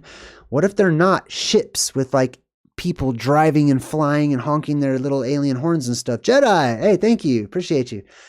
What if they're not ships? What if it is something else, right? So for example, it could be plasma. It could be electromagnetic energy. The movie is going to offer an entirely different supposition.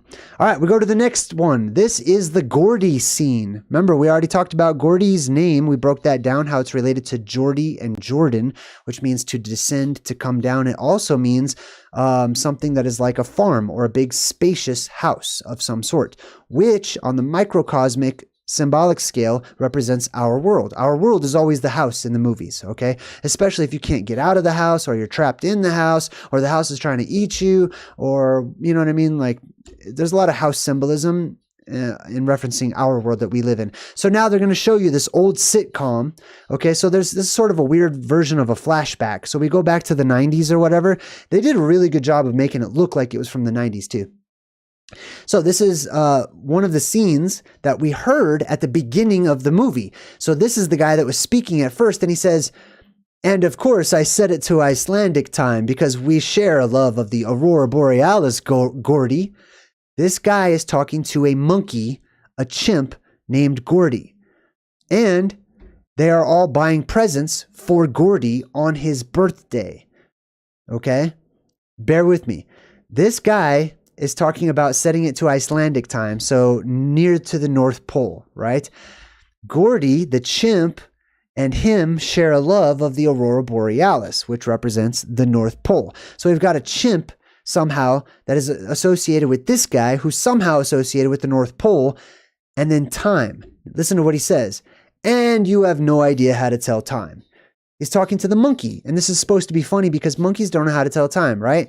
I'm sure if you taught a monkey how to tell time, it could easily tell time.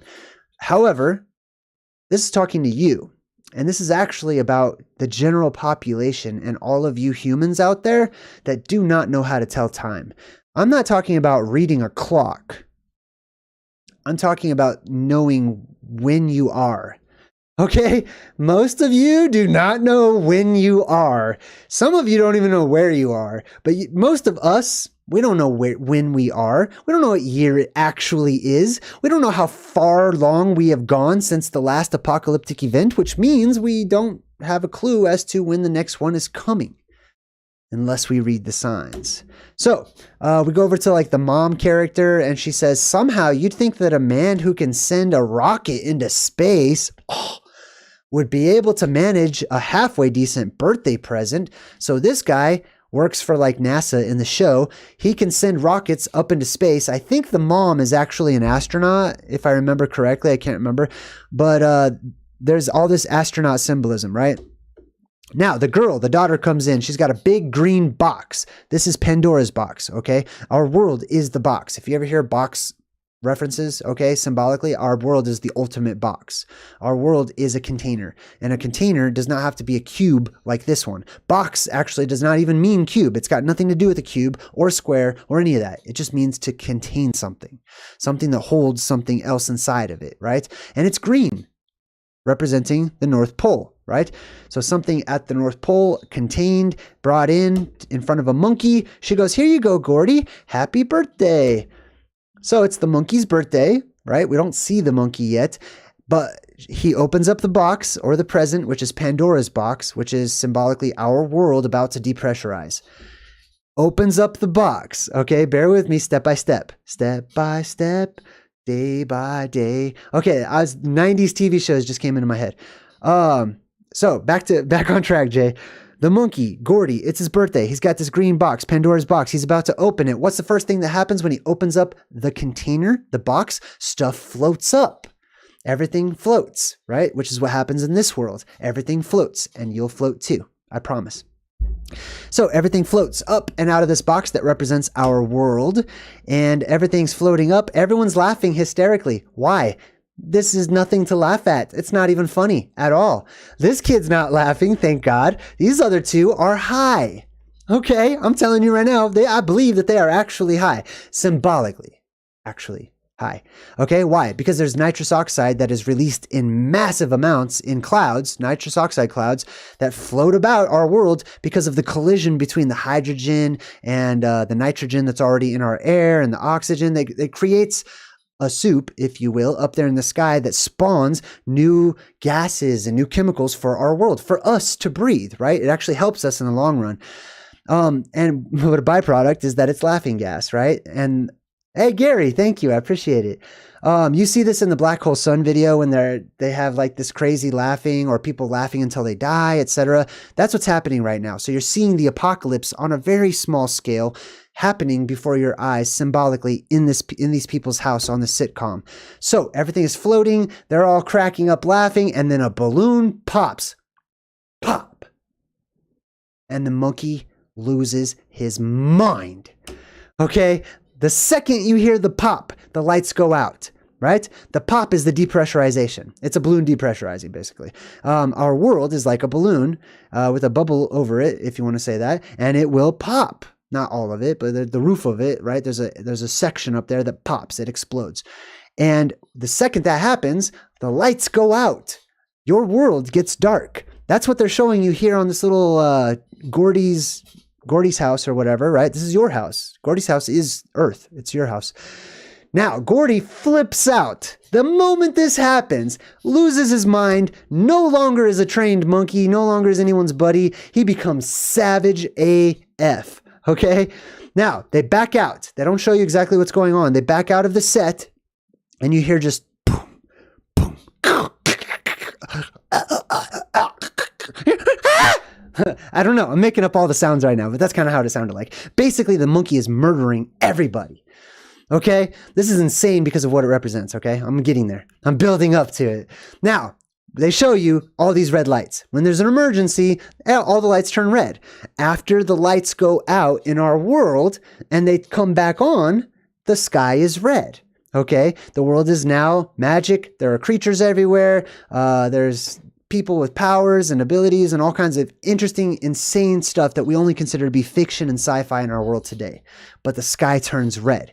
That's why we use red lights to indicate an emergency. Hey, there's something crazy just happened. Red lights. That's what that is. Danger, mysticism, intrigue, magic, sex, all of that stuff.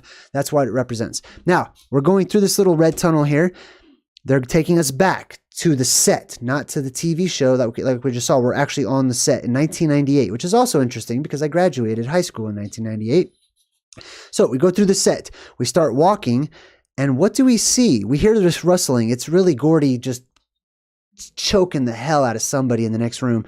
But you see all these plants, and the camera goes through all these plants purposefully because the plants represent the Garden of Eden, or the garden-like state that our world returns to. 391 people watching right now. Hey, good to see you all. It's such an honor. Oh my God, I just got a huge donation. I have to give a shout out real quick to Boru. All right, Boru just donated $100 to me and says this is year 5 for not sending any support. Sorry, dude. Thank you. Wow, I super appreciate it. Wow, man, that's awesome. All right, let's track on. So we're in the Garden of Eden. Our world becomes the Garden of Eden. Basically, everything grows to gigantic proportions, huge plants everywhere. Gordy is out there destroying somebody, all the cast members, basically. Mary Jo is like gasping. She's about to die, basically. Now look at this. Look at the set. Look at the symbolism. Earlier, we saw these little 3 alien-looking creatures. You see that right there? Doesn't that kind of look like exactly like the aliens that got sucked in the face earlier? Right? Looks like they're kind of like staring at you, exactly like that. And it says Panavision. You see that? Panvision. Pan is the god, one of the gods. He's just like Kronos. He's the horned god. He's the god of the sky. At least he's one of the sky gods. Look in the background. Check this out. They've got a picture of somebody, an astronaut, right? Somebody who's getting ready to go up into space. Why is that significant? Because I have a theory that I believe I don't believe we can leave this world at the present moment, okay? I believe the only time people can generally leave the world or enter into this world is when the barrier is down. There are barriers preventing us, electromagnetic barriers and physical barriers that prevent us from leaving. We cannot go out beyond the sky, okay?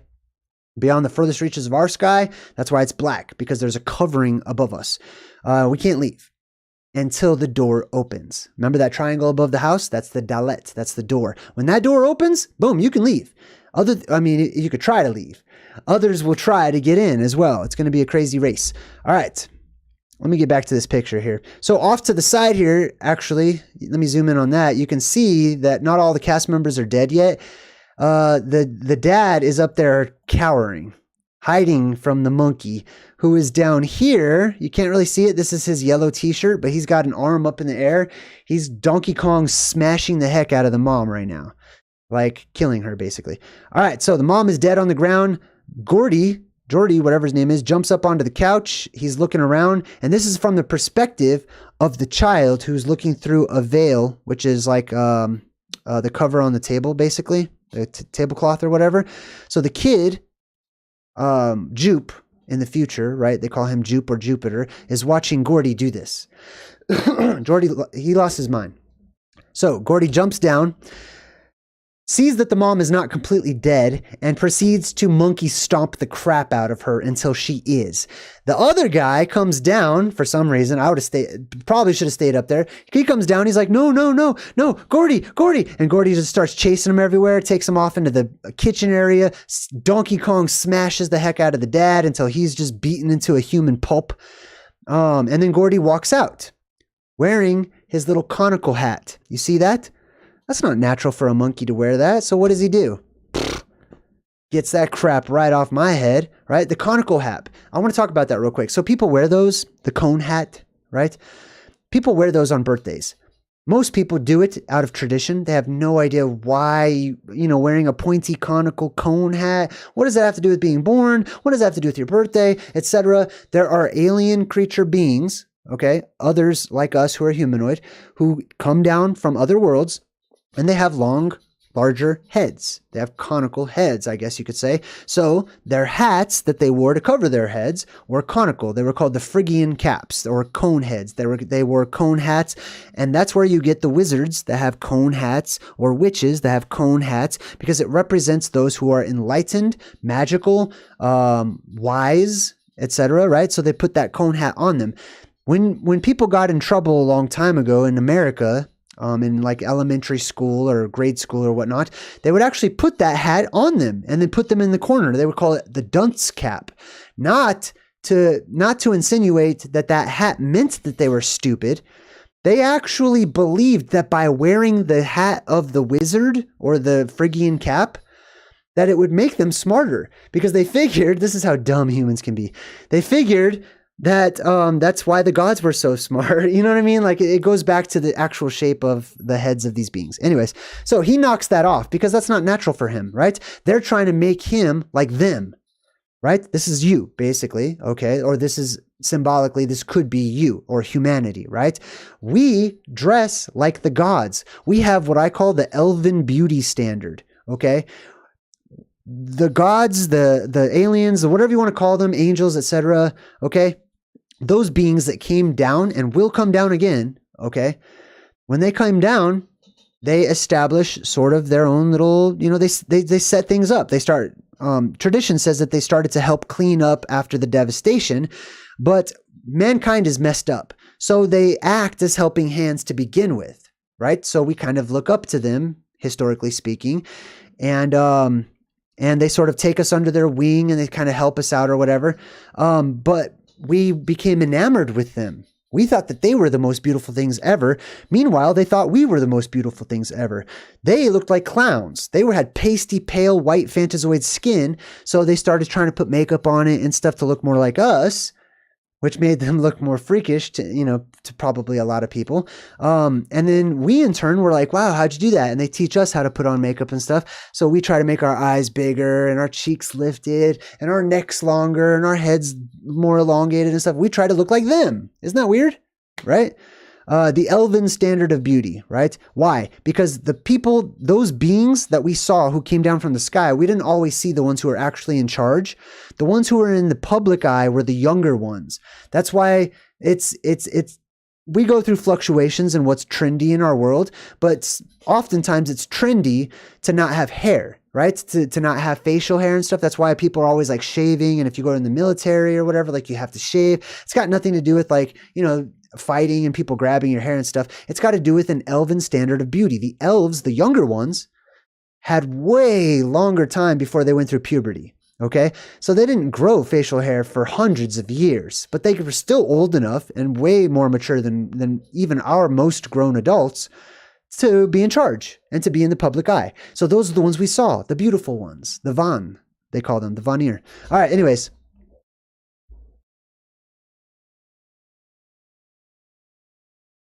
Sorry. I hear a weird sound. All right, anyways, so the monkey goes nuts, right? He kills everybody on the set and then boom, looks and sees Jupe, who's hiding underneath. And Jupe's like, oh my God, I just peed my pants, right? The monkey looks right at him. Look, the monkey, hold on. Why isn't this working? Monkey, go back. The monkey's just chilling, blah, blah, blah. Jupe's just sitting there watching him. And then all of a sudden, boom. Can you imagine if this was you? This was also another scary part in the movie because the monkey is just completely animalistic at this point, sees Jupe, starts walking over to him, and you just think this is the end of Jupe. He's about to just get strangled to death by this extremely strong monkey with super strong... Anyways, the monkey comes up to him. Sorry. Monkey comes up to him, and the monkey's like, nah, you're good. You're cool. And he tries to give him a little fist bump, because that's what they did on the TV show, right?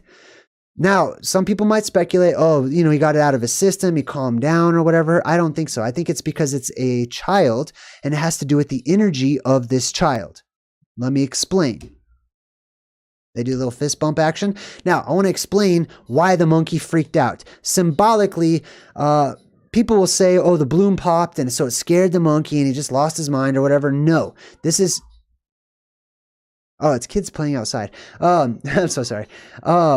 Let me reset my brain here. This symbolically is showing you what happens during the apocalypse. And one of the things that happens during the apocalypse is that our world is filled with an influx of energy or spirit. And everything that has spirit, that spirit that it has becomes amplified. And if that spirit is weak, then it becomes possessed or overrun or controlled by the spirit that is coming down from above, which is looking to take things away from us, to kill, to destroy, etc. Right? All right, where's I going with this? Okay, in a nutshell, all of the world's animals, mostly, it's a good chance they will all become plasma possessed for a time. What does that mean for you? That means that they are going to do the will of the spirit that they are possessed by, which is the red plasma that comes down into our world. They become psychotic killers. Okay? The animals lose their minds and they look around and they can see with plasma spirit eyes now. They can read people's souls. They can read people's energy. Freedom fighter, welcome. They go around handling business that we wish we could handle today. Okay? Now, the kid was spared. I believe it's because of his energy. I believe that there is a reward for being good. Not just, I mean, for doing good and for having that good energy, karma, your chakras, your spirit, whatever you want to call it. The animals will be able to see your soul, your spirit, if it is good or if it is bad. And if it is bad, most likely, it seems to me that the animals will reclaim this world and go on a crazy killing spree, killing any of the bad humans that they see, right? Which is crazy because we used to get along with it. And then eventually it'll settle down. We'll be able to speak to the animals because of telepathy will be introduced once again. All right. Anyways, I feel like I'm rambling now. So let's move on. Lucky. Let's go to the next one. Lucky. So basically the animals take the world back. Okay. Right now we are acting as murderers collectively, human beings and all of humanity. This whole subject really burns me, man. I don't like the state of the world. I mean, I eat meat, animal flesh from time to time. I really don't like to think about it. I eat all kinds of garbage and things that are bad for me, but it's like, Jesus, man, it's the only thing that's available. You know what I mean? Like, even if I planted my own stuff, it's all going to be poison. It's all going to be bad because our world, the entire world is bad. And I don't want that. You know what I mean? So I'm sure I'll get like a million recommendations. I appreciate all of them, but let's move on. All right, so the guy is at the top and he said, a storm's coming. That's a lot. That's going to be in the movies a lot. That is a clue for you, a little breadcrumb letting you know that the apocalypse is right around the corner, not in the movie, in the real world. They're telling, if you hear them say a storm is coming, that's Hollywood's polite way of saying you better start getting ready, basically. All right, so we go back to Jupiter's Claim, which is the Western theme park. They have this little area that has an icy machine. And he says, welcome to Jupiter's Claim Star Lasso Experience. So he's got this show. This is Jupe. That's the kid that survived the monkey attack. The kid that used to have good vibes. He has since changed a little bit, it seems, as he's grown into a grown-up, right? Anyways, he says, an old co-star of mine and my first crush, he's about to do this crazy show called the Star Lasso Experience. I'm going to explain what that is as we go. Mary Jo Elliott, that's the little girl in the TV show. She actually didn't die. She made it. Here she is. She's wearing a veil over her face. It's pretty grotesque, so I'm not going to show you. I don't think I took a picture of it, but you can kind of make it out through the veil, okay? Her face was entirely ripped off by the chimpanzee, by the monkey, and then she actually wears like a sweater with her face as it used to look on it, which is even crazier, right? I will tell you this. This is based off of a true story. Actually, based off of many true stories. We are constantly trying to like tame the animals, and we feel like we're at the top of the food chain. Even when we have animals that we consider to be tame or pets or whatnot, you have to remember, they're still slaves. Like, you don't let them, most people don't just let their pet go. If you go out for a walk, it's not like you're giving your pet freedom. It's choked out from a leash and you're controlling, you know what I mean? Like, anyways, this has happened before, okay? Monkeys, people who have had monkeys as pets, monkeys have lost their ever-living monkey little minds and ripped people to shreds with superhuman strength. And this has happened many times before. And I don't blame them, honestly, sometimes.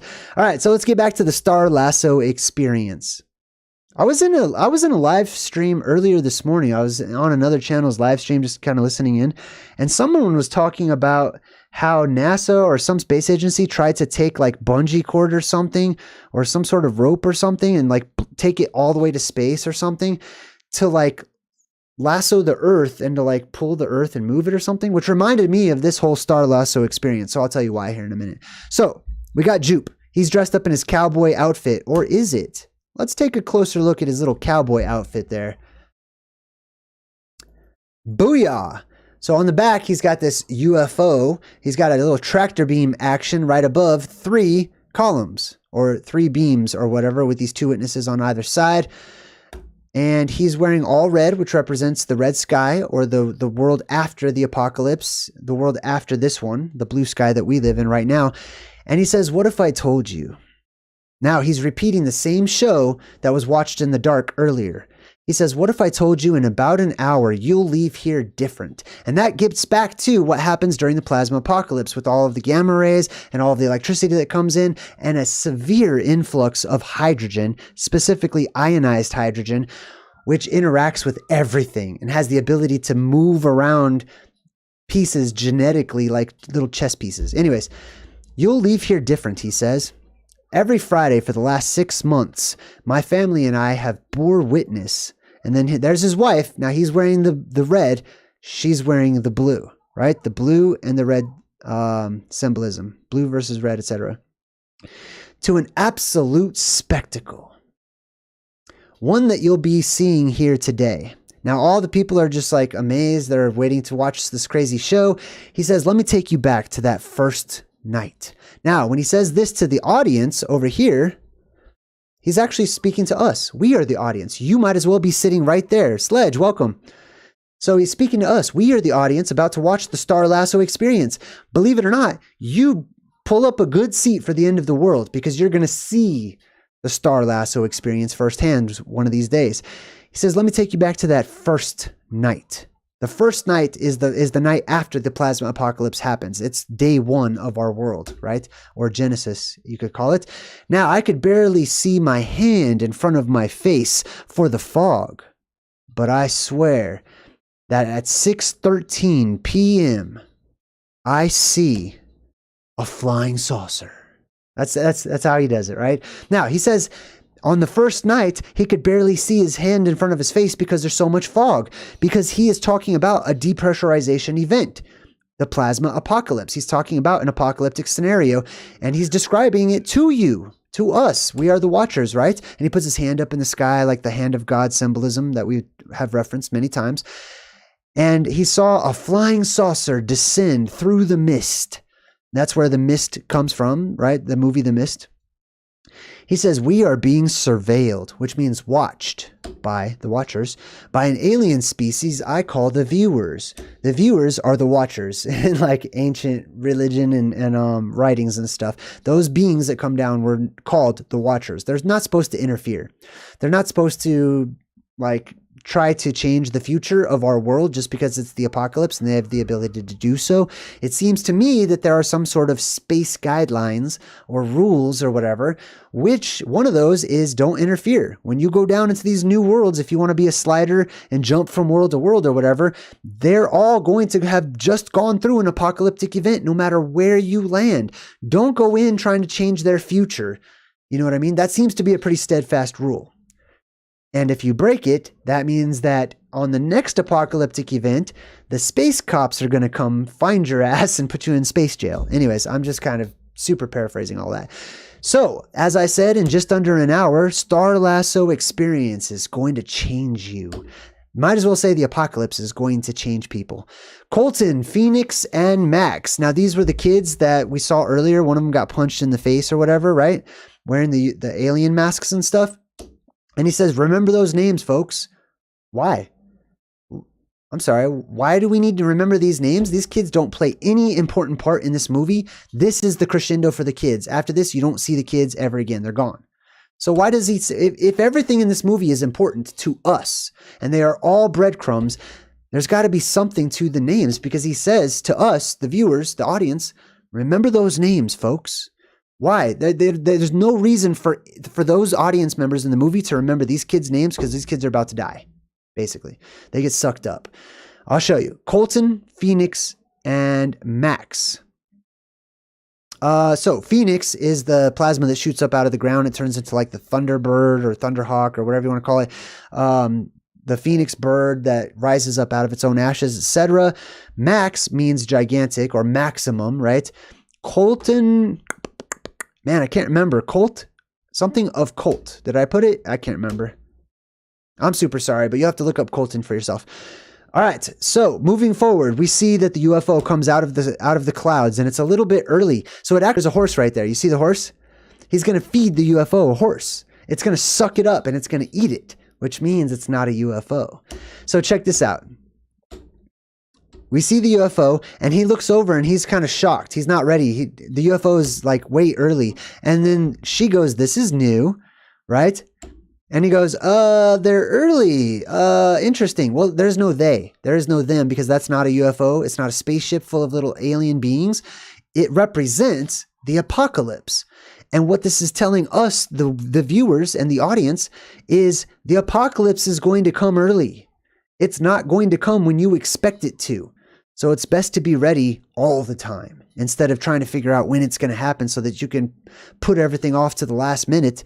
The apocalypse is going to surprise you out of nowhere when you least expect it, just like this ship does. He says, they're giving us a real show today. And all the people are like, ooh, they're all watching. Believe it or not, okay? We live in the movie Idiocracy right now. And people are very dumb. When this all goes down, you will have thousands upon thousands of people that just walk outside and look up into the sky and watch the Star Lasso experience. And you'll see what happens to people who do that. So they look up at the sky, the UFO comes over. Now look back here. You actually can see that this is where the audience is, right? Keep an eye on them, because you're going to see them all get sucked down to the ground, spin around in circles, and float up into the sky. Boom. Now, first thing you see, notice all the dirt. Now, you could say it's from the suction as well, but electricity can pull dirt up into the sky as well if there's a strong electrical current above it. Now, everybody gets sucked up, and this shows you as you can see, if we go real fast, you can see all the people going straight up into the gullet of this creature or this UFO. We haven't found out that it's not a UFO, right? Everybody gets sucked up. They all get sucked up into this UFO looking creature thing. This is actually inside of it. They're like squished in between these walls or whatever. And they're basically being digested right now. You'll see. All right, so we go back to OJ. OJ is going to try to go talk to Jupe at the Star Lasso experience. He's just going to try to meet up with him and talk to him about some stuff. And he gets there right after this happens, and he sees that there's a pig on the roof. You see that pig right there? They don't explain how the pig got there in the movie. But I will tell you symbolically, this is a pig. They say when pigs fly. Right? When's this going to happen? When pigs fly, that's the exact same thing as saying once in a blue moon, right? When pigs fly, there will come a time when pigs fly, when pigs float up into the air, because everything will, okay? Pigs, cows, cars, horses, people, diesel trucks, tractors, all kinds of stuff, school buses, everything's going to get sucked up into the sky. And so they show you the pig on the rooftop. Now, remember, things will fall back down as well. That's also why they'll show you some weird, strange, enigmatic animal on top of a roof. Like, Oh Brother, Where Art Thou? Same exact symbolic elements, right? I don't know if you remember, but they see like what was it, a horse or a cow or something on top of like a barn, right? And that was actually a prophecy in that movie. All right, so now he goes and he has to go out yonder. Out yonder means the Wild West, okay? Out yonder means beyond the safety of the North Pole where he lives, right? So he goes out yonder and he sees the UFO and it actually starts coming up to him and he can hear all the people inside of it screaming in the distance. This is what it will be like for many of us who survived the apocalypse. Well, first, it's going to be very quiet, okay? All the electronics in our world will turn off. Finally, that high-pitched buzzing noise that I know many of you hear, just like I do, that will go quiet in your head. It's going to be eerily quiet, so you'll be able to hear all kinds of stuff, right? Including the screams and the yelling and all kinds of stuff from all your neighbors all around you who are panicking, dying, freaking out, gasping for air, whatever they're doing, you'll be able to hear it, right? So he can hear all these people that just got sucked up into this UFO, which, by the way, is now starting to take on appearance symbolically, looking like a hole in the sky. We're going to come back to that. So the UFO takes off, does a quick U-turn, and tries to, come at an angle or whatever to sort of suck up the horse that was left out to feed it, right? Now look at it, right? If this had arms and legs, it would be Starro from DC. I don't know if you guys know who that is, a comic book character, which is another world destroyer or a world eater, sometimes they say, right? This is an eyeball. Okay, they're going to give you way better version shots of this throughout the movie, but this is eyeball symbolism. This is not just any old eyeball. It's not actually an eyeball, but it symbolically represents the eye in the sky, which I talked about many different times in many of my videos, right? This right here is a picture I drew of Mount Meru shooting up its blue beam, which touches the depressurization point. If you look up, it looks like this. Right? When all the world is dark, you've got all this dark black sky all the way around. I just drew the blue around it so that you can see. But what you have is quite possibly two, actually, depressurization points, because there could be two barriers up there. But basically, there's a hole that opens up in the sky, allowing you to see the light on the other side of it, which looks like the eye of God on the other side, to us below, basically, right? Now, they show you a picture of the Star Lasso experience neon sign. So let's take a look at that. See if that reminds us of anything esoterically. It does. It looks like there's these beams coming down from the sky. There is a witness on one side and a witness on the other side. And it looks exactly like this. It looks like the all-seeing eye in the sky. This is the Star Lasso experience. When the eye of God opens, well, that is the star, okay? That's the ultimate quintessential star in our sky. It's the biggest star ever. It's the hidden star. It's Nibiru. It's all these things. And it is going to lasso everybody up and suck people up into the sky. It's the Star Lasso experience. Anyways, And it's all green because, you know, the North Pole, etc. And then there's those golden light rays too, just like the eye, the all-seeing eye. Now, he's on the phone to his sister and he says it's not a ship. It ate everybody. So he realizes it's not some UFO ship or like a car or something. This is a creature. So now they're like, whoa, and they're trying to get back to the house. Their house represents the North Pole. It's always usually a white house or something like that, right?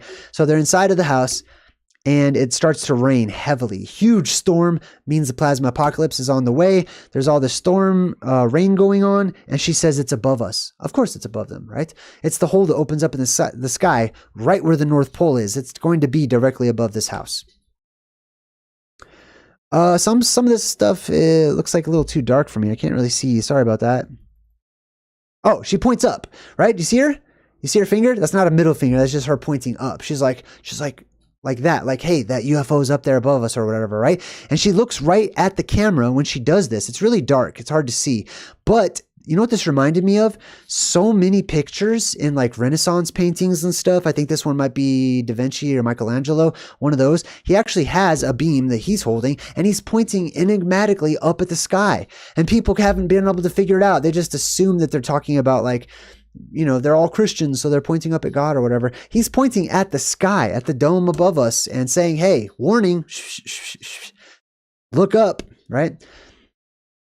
Now, let's go back to that book of Nahum in the Bible. That's how we started this movie off, was with this biblical quote. I want to read a couple of passages from Nahum here. It says, raging winds and storms mark his path. His path is the apocalypse. His path is the hole that opens up in the sky, Kronos, etc., God, whatever you want to call it. You call it whatever you want.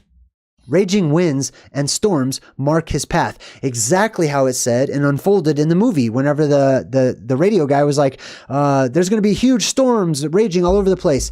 And clouds are dust from his feet. Electromagnetics pull up dust. Of course, there's all the wind that's going to kick up dust as well. He yells at the sea and makes it dry. The oceans are going to disappear. So go check them out while you can, because one of these days they're going to be gone. The oceans are going to get sucked up into the sky. He dries up all the rivers. Bashan and Carmel wither. The flowers of Lebanon wither. The mountains quake because of him. The hills melt. Now, twofold, right? Something can melt because it's hot, and so it just melts, right? Rock doesn't have a tendency to do that. It would have to be extremely hot, and there is some extreme situations during the plasma apocalypse where things will get hot and they could possibly melt stuff. But in general, right, you can also stretch things. They can lose their strong bonding that they have, right? Everything has bonds chemically, right? And those bonds can be strengthened and solidified, almost like petrification, or they can become loose, and that subject becomes very stretchy and malleable. Will Cunning, hey, good to see you. Welcome to my channel. All right, let's move forward. Actually, let's finish up the book of Nahum quotes real quick. This is describing the plasma apocalypse. The shields of his warrior are painted red. His soldiers have red uniforms. Remember, like, what was it? Imagine Dragons? They've got this song about the apocalypse, radioactive, right? And he goes, we'll paint it red and fit right in. Whoa, right? Same exact symbolism that they're talking about. The sky turns red. Or the walls of our house, of our world, turn red. The shields of his warriors are painted red. His soldiers have red uniforms. The metal on his chariots flashes fiery red. So do the spears when they are waved. On the day he prepares for battle, chariots are racing madly through the streets, rushing this way and that way in the street squares. And these chariots, he says, they look like torches, like lightning as they dart about. These are not chariots, okay? They describe them as chariots. Hey, thank you, Ken. I appreciate you. They describe them as chariots. But what you will see if you're a survivor of this event is you will see streams of plasma, red plasma that is rushing about to and fro all over the place, right? Just figuring out where it is in its new home. All right, so we go back to the house, and naturally it starts to rain blood, right? This is the apocalypse. So it starts raining blood all over the windows, at least, You can see it from here. These are the windows of our world. This is Rufus's pain. Hey, good to see you, Rufus. You know what Rufus reminds me of? It reminds me of Bill and Ted's Excellent Adventure. And Rufus, the dude that trained Bill and Ted or whatever. The comedian, what's his name? I forgot. Damn, that's what I forgot. George Carlin, right? Anyways, so the walls, this is why the walls bleed in movies, okay? So if you have like a scary movie and the walls start to bleed or whatever, that's because the walls of our world turn red, okay? And there's symbolically God is pouring out blood or wine or something that is red colored out into our world. And there's red rain all over the place because there's red dust that gets kicked up. And there's a lot of stuff that's happening that turns things red, but mostly it's the sky changing colors. So the red blood goes and covers the entire house. It starts dripping down. Yeah, he says we're screwed. All right. So as you can see, the blood drips everywhere. This is actually like a lightning shot that I got lucky and took a picture of. So this is their house. It is a white house because our house is white. Okay. The walls of our world on the outside, if you could leave this world and look back down at the dome of the earth, you would see that it's white because it's ice. Okay. It's white on the top, which is another reason why the moon is white. But then those white walls turn red whenever we look up and our world turns red. And as you can see, this is the storm. This is the tempest. And there is the UFO above them. That's a hole in the sky. Symbolically speaking, they did an accurate representation of the apocalypse. And he gets out and he kind of looks up at the sky and you can kind of see the hole in the sky. It's really just a UFO in the movie. Oh, and then the horse, that horse that they had, that white horse, the fake one, it falls down from the UFO, just like debris falls down from the sky after the apocalypse. And the horse smashes through the front windshield of his car. Also symbolic, whenever things smash through windows, that is our firmament or that is the sky ripping open. That's sky breaking. The highest, hardest glass ceiling, it will break. Okay. And then Fantazoids, otherworldly creatures, come down and float down into our world. So that's what happens. And then the lights go back on. So after the apocalypse happens, the lights go back on. Oh, there's fog everywhere too. Can you see the fog off in the distance? So the fog starts to roll in because the world just had a depressurization. Then you have this weird pennant. I haven't completely figured this one out or put my finger on it, but I know it's important and I wanted to share it with you all anyway. So they have this pennant and this thing over here, the pennant was stuck to that horse and the UFO spit out that horse because it had that pennant. It did not like that. Okay. So if the UFO represents a depressurization point in our sky, it does not like when people put rope or something like that up into it. So it spits it out. I'm still trying to figure it out. It also reminds me of Stranger Things. A lot of things remind me of Stranger Things. But in Stranger Things, they had this sort of hole that goes into the upside down. And they also took a rope and they put it up through that hole and it just stood there all by itself. Right? I don't know. There's a correlation in there somewhere. Leave me a comment if you have some ideas in the chat or in the comment section. All right. So let's look up the word pennant to see what it means. It says a blend or a confusion of the word pendant. Well, what is a pendant? Let's check that out. A pendant is from pendre, which means to hang. Proto-Indo-European root word means to draw, to stretch, to spin, dangling. So basically the symbolism that I'm getting from this is hovering, floating, something that floats. And so that's why they show this pendant up in the air so often, hanging, right? In Back to the Future and in this movie too. All right, so we go back to the house, completely engulfed in fog and mist as it should be. The world has just been depressurized, symbolically speaking, and the fog rolls in. These two right there, they're running towards the van trying to get away, which honestly, they should probably stay in the house if you ask me, because I feel like it's way safer in the house. But they leave the house for some reason. They want to run out to the van and he's like, come on, come on, come on, come on. And then he looks up. OJ sees this UFO in the sky and he looks up at it. You can kind of make it out there. It's in the cloud, right?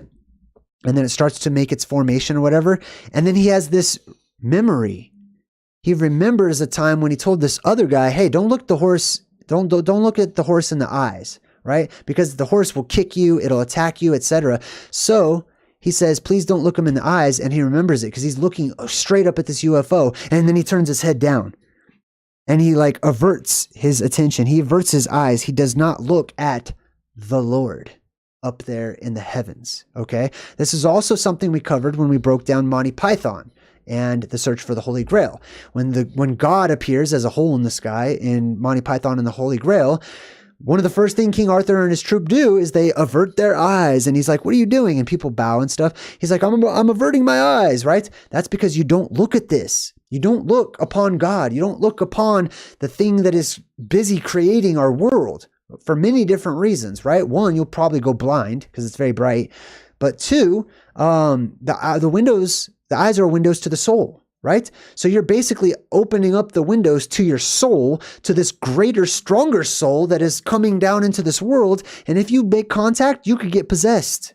You could be filled with the spirit and moved about, right? And there's a couple of spirits that you could be filled with. This is not the one you want to be filled with, right? So he averts his eyes. This is also a reason you don't look into the deadlights. Same exact symbolism. He says, focus here, focus here. But guess what? He might be trying to talk to himself in the movie, but the movie is talking to you. And it's saying, focus here. Pay attention to what's going on right here in the movie. Important breadcrumbs for when the apocalypse comes. Don't go outside and look at it.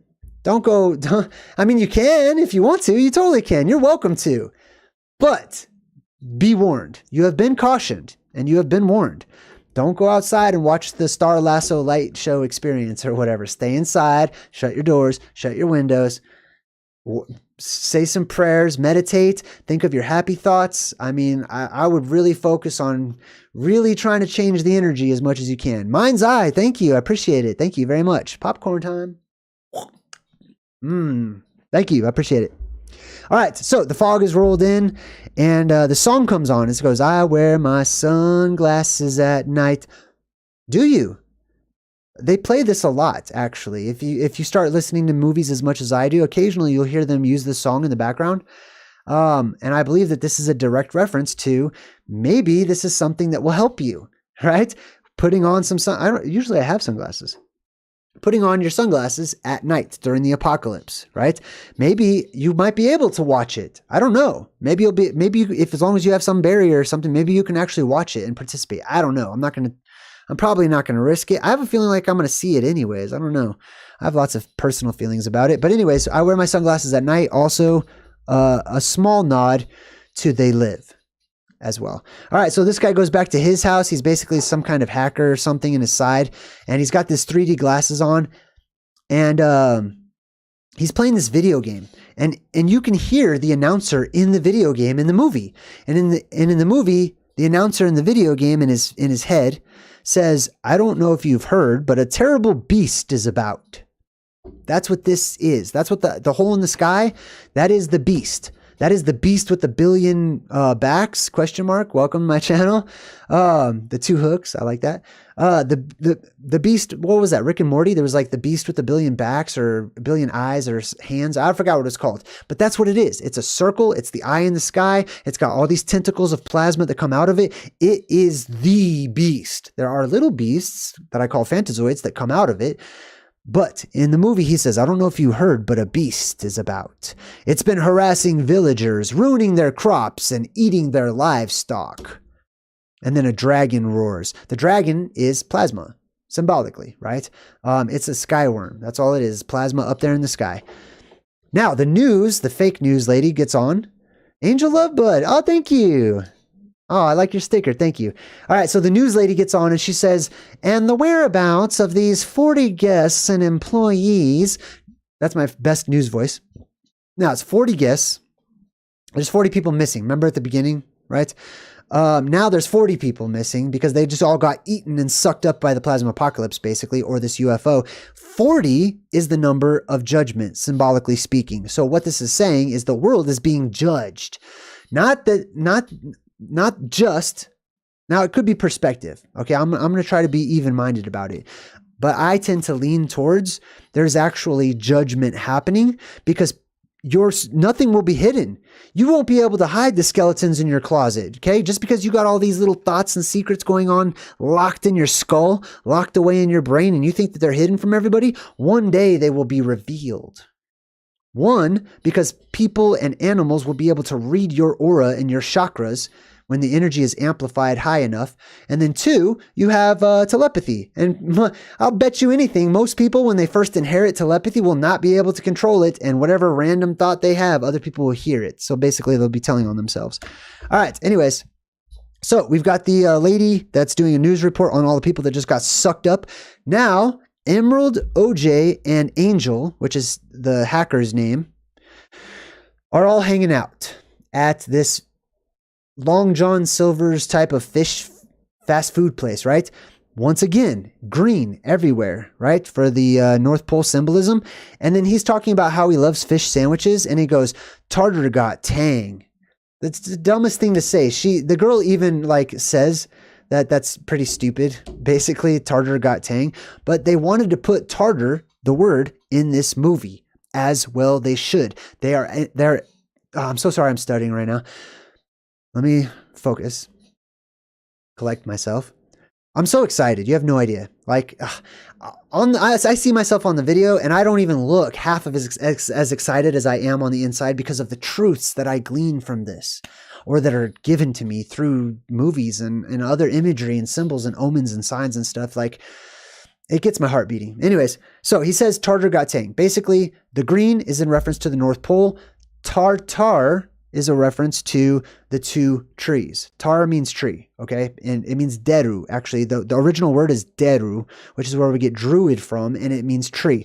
This is a shout out or a nod to the Tartarians, or those from the North Pole, those from the tree, etc. All right, anyways, tang. What does tang mean? Let's check that out. So he says Tartar got tang. Tang, if we look it up, means a serpent's tongue. Thought to be a stinging organ. Mind's eye. Hey, thank you. Thank you. Super appreciate it. So tang means a serpent's tongue. Tartar and tang in the exact same sentence. The Tartarians, the Tartars that come down with the split tongue, the serpent's tongue, etc. There's a lot of symbolism happening there. Now, OJ says, I don't think it eats you as long as you don't look it in the eye. Now, he even says, look it in the eye, right? That thing is clearly its mouth. That circle is clearly the thing's mouth, right? So why does he say look it in the eye? Because it is an eye, basically, right? It's the eye in the sky. Oh, also, they're sitting underneath like this pyramidal looking structure too. And why did I take a picture of this? I wanted to zoom in on the name of the restaurant. Check out the name of this restaurant. Copperpot's Cove. Okay, so if you're a movie fan, then that automatically is hearkening to the Goonies and this guy, Chester Copperpot, right? Chester Copperpot says that he found the key to One-Eyed Willie, right? There's another key reference too, right? He's a seeker of the truth. One-Eyed Willie is the plasma apocalypse. This guy was trying to figure out the cyclical ending and rebeginning and birth of our world, right? That's what they're doing basically too. And then the girl calls it the monster umbrella. That's another symbol. The eyeball, UFO, and the tractor beam symbolism, the eye in the sky, and the umbrella symbolism. I did a really good video called Umbrella of the Occult. It's in one of my playlists. Check it out if you want to learn all about what the umbrella symbolizes.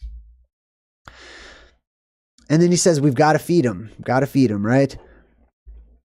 And you do. You got to feed the great grandeur. Everything eats everything, basically. And I accept that. But there are greater beings than us that need to eat, right? And it doesn't work the same way we work when we eat, or does it? It's all fractal. Anyways, we go back to that guy, the cinematographer, Antlers, Holst, and he's out there helping him. He's actually going to help him to take a picture of the UFO. And somebody's talking, they say the concept of extraterrestrial animals in the sky is not a new thing. I think that's the kid from Fry's actually that's talking, but he's talking to Antlers over there, and he says the concept of extraterrestrial animals is not a new thing. I almost cried when I watched the movie say this, because one, so much of the things that I have been like receiving and sharing with people have been corroborated, and I've just seen it like all over the place, and it's insane. Yeah, it's hard to explain sometimes. But I've been talking about monsters and great beasts of old and the Fantazoids, etc., which are literally animals from other places beyond ours, or alien animals that float down into our sky. And here we have it, a reference in the movie where they actually say it. God, that makes me feel good. I can't even tell you. Not like because I want to be right about anything, but I don't. Sometimes us truth seekers, we come upon some seriously interesting revelations that we would really like to see like some proof of or something, because we know it, we feel it, we sense it. To us, it's true. To us, it's real. To us, it makes sense. And it doesn't, we don't need to figure out like the whys of it and stuff. But at the same time, it can also make a person feel different, right? And you want validation, right? From God, from earth, from something, right? So little moments like that for me, they mean a lot. Anyways, and I'm sharing that because I feel like a lot of you can relate to that. All right, so he goes to the window and he says, we're not the reason that it settled down here. That was Jupe, right? Jupe, or Jupiter, aka the sky god, etc. He got caught up trying to tame a predator. You can't do that. Now, let me talk about this. Jupe is trying to tame and trying to make the apocalypse come to his little rodeo show every once in a while so that he can have all his people watch it and stuff, right? That symbolizes the people in the know in our world who understand cyclically what happens, and they're trying to manipulate it. They're trying to make it arrive on their schedule when they want it to. They're trying to reset the world on their terms, right? He says you can't do that. You have to enter into an agreement with one. And then he says, yeah, ask Siegfried and Roy. Now, for those younger people out there that don't know who Siegfried and Roy are, there's some magicians that used to work and have this show all the time in Las Vegas. They had a huge magician magic show, and they were most famous for using live tigers in their act, right? Siegfried and Roy. One day, the tiger lost its ever-loving tiger mind and attacked Roy. Mind's eye. Hey, thank you again. I appreciate it. One of the tigers attacked Roy. Now, we have been talking about space animals and Fantazoids. Check this out. The guy's name is Horn. On Horn's birthday, another birthday, imagine that. On Horn's birthday, October 3rd, 2003, a 7-year-old white tiger named Manticore attacked him. This is unreal. I mean, I'm not, this is, to me, okay? My mind is blown. My mind is, like, that is a real event, but that is so freaking specific, symbolically speaking, that it almost looks like it was destiny. I don't know, man. My mind is blown live on the air right now. Like, I don't even have words. Manticore, which is, we've discussed what the Manticore is. It's a Fantazoid. It's an otherworldly alien animal that has come down here, etc. And we have drawn it in various ways, which includes the Centaur and the Scorpion King and the Spider Queen and all that weird stuff, right? Anyways, that's what, a cartoonified version of a Manticore. Okay, that's not really what they look like. It's just a cartoon version. It's an artist rendition, right? They got the little scorpion tail from the Scorpion King, etc.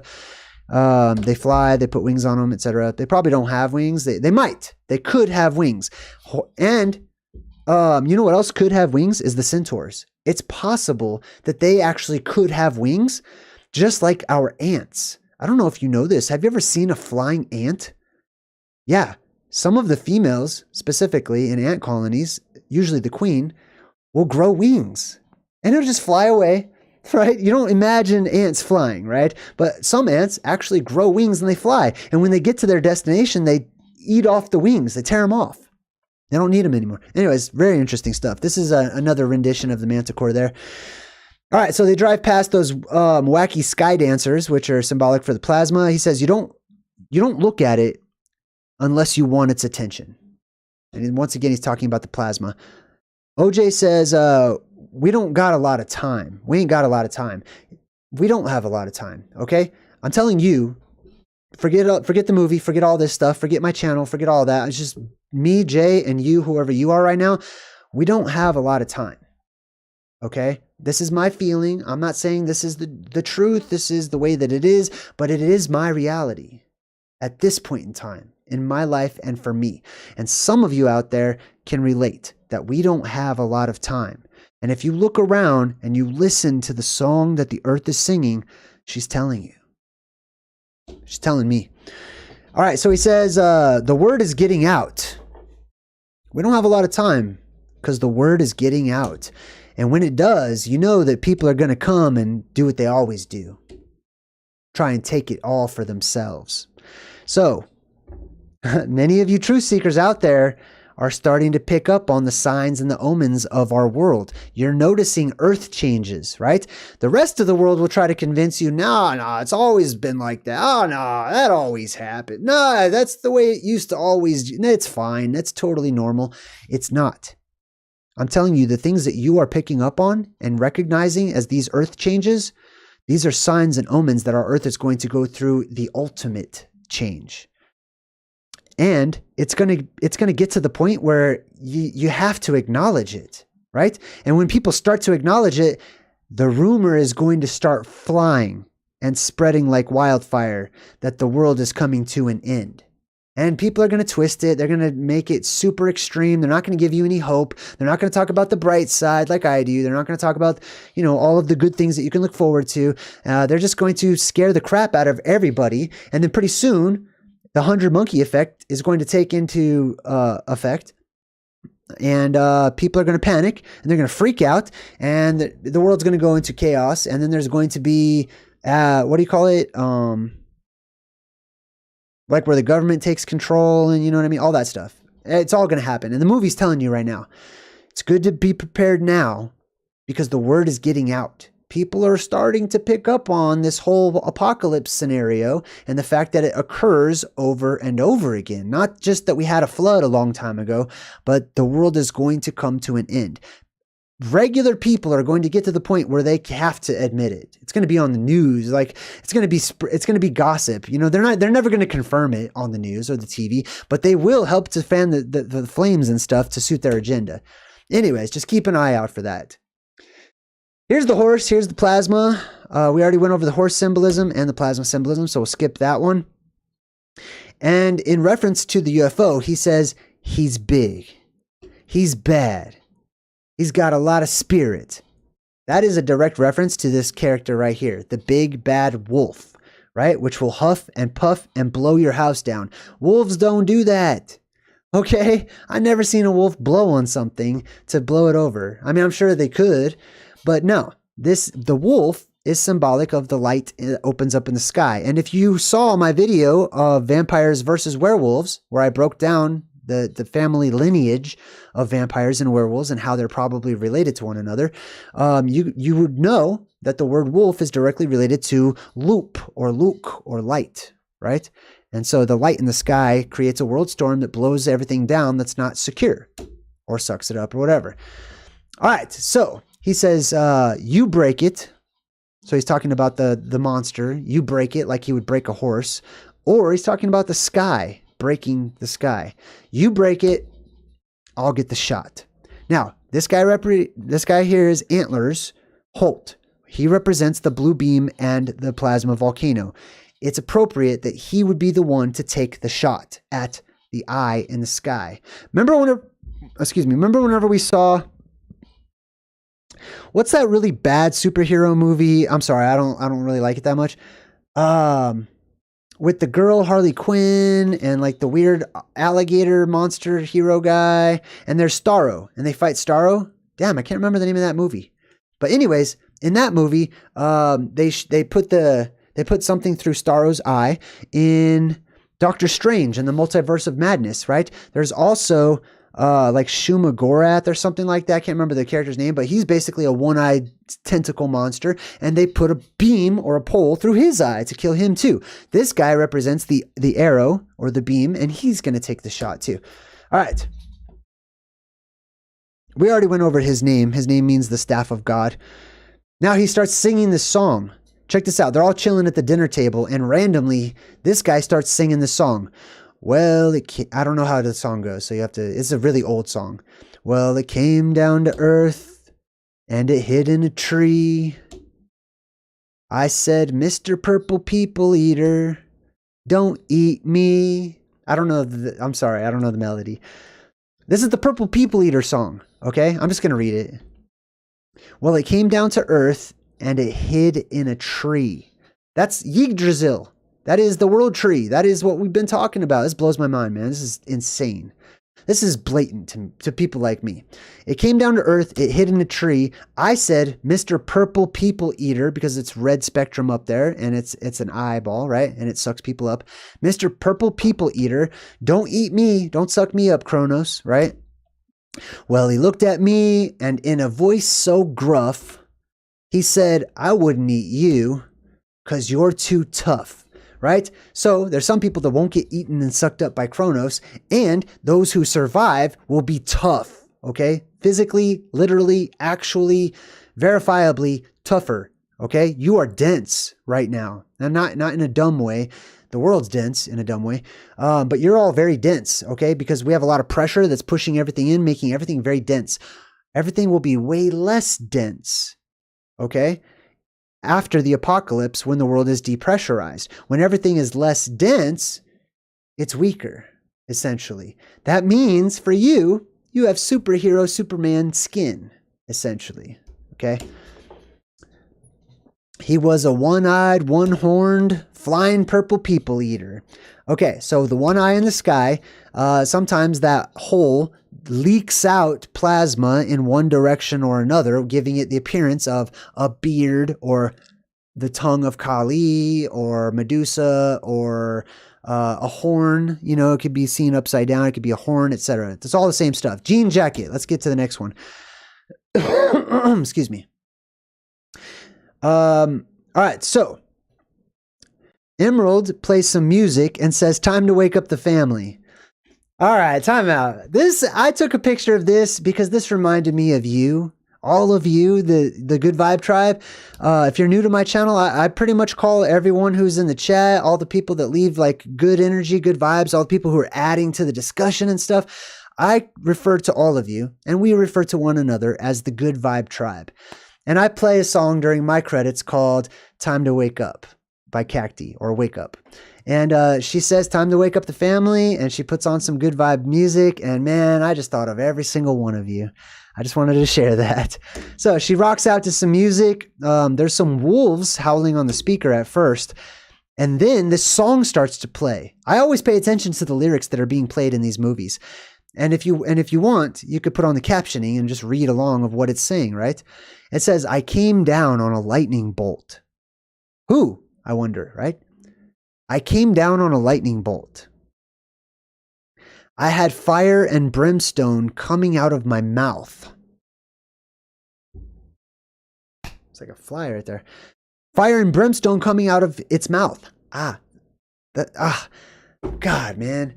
Right now I'm having trouble talking because I'm almost at a loss for words for like how simple all of this is and for how mind-blowing it is at the same time. I had fire and brimstone coming out of my mouth, he says. Oh, and then they show you a picture of the house, and there's a hole in it, like it's the mouth that they're talking about, right? And the house represents our world, etc. And then they show you all the little sky dancer little things down there. Also, that could literally be static electricity on the ground that is coming up, right? Because it's attracted to what's happening in those events in our sky. So it's very likely lightning comes up from the ground as well as coming down from the sky. It does both. I don't know if you knew that, but there's a good chance you might not only just see plasma coming down, you might see it worming its way up out of the ground too. That's a possibility. Exuma was my name when I lived in the stars. So whatever this is that had brimstone and fire coming out of its mouth was called Exuma, and it lived amongst the stars or up in the sky, right? Oh, this is... I took a picture of this. This is all plasma, right? This is literally the blue beam being focused on right here, and it waves in the wind. This is what you see, right? And it becomes Kokopelli when it bends way over like that. Okay, so that's the Kokopelli symbolism. This guy's wearing the orange jacket. Orange and the number 33 basically are synonymous, and they go hand in hand. The music continues. Exuma was a planet that once lit up Mars. A planet that lit up Mars? Planets can't light things up. right? At least not even in academics do they light things up, right? Like they don't emit light. Stars emit light. So that's very interesting. So this thing that we're talking about, let's see what it really is, right? So it's a polar configuration. It's a cosmic plasmic event that happens in our sky when you see the hole in the sky open up, right?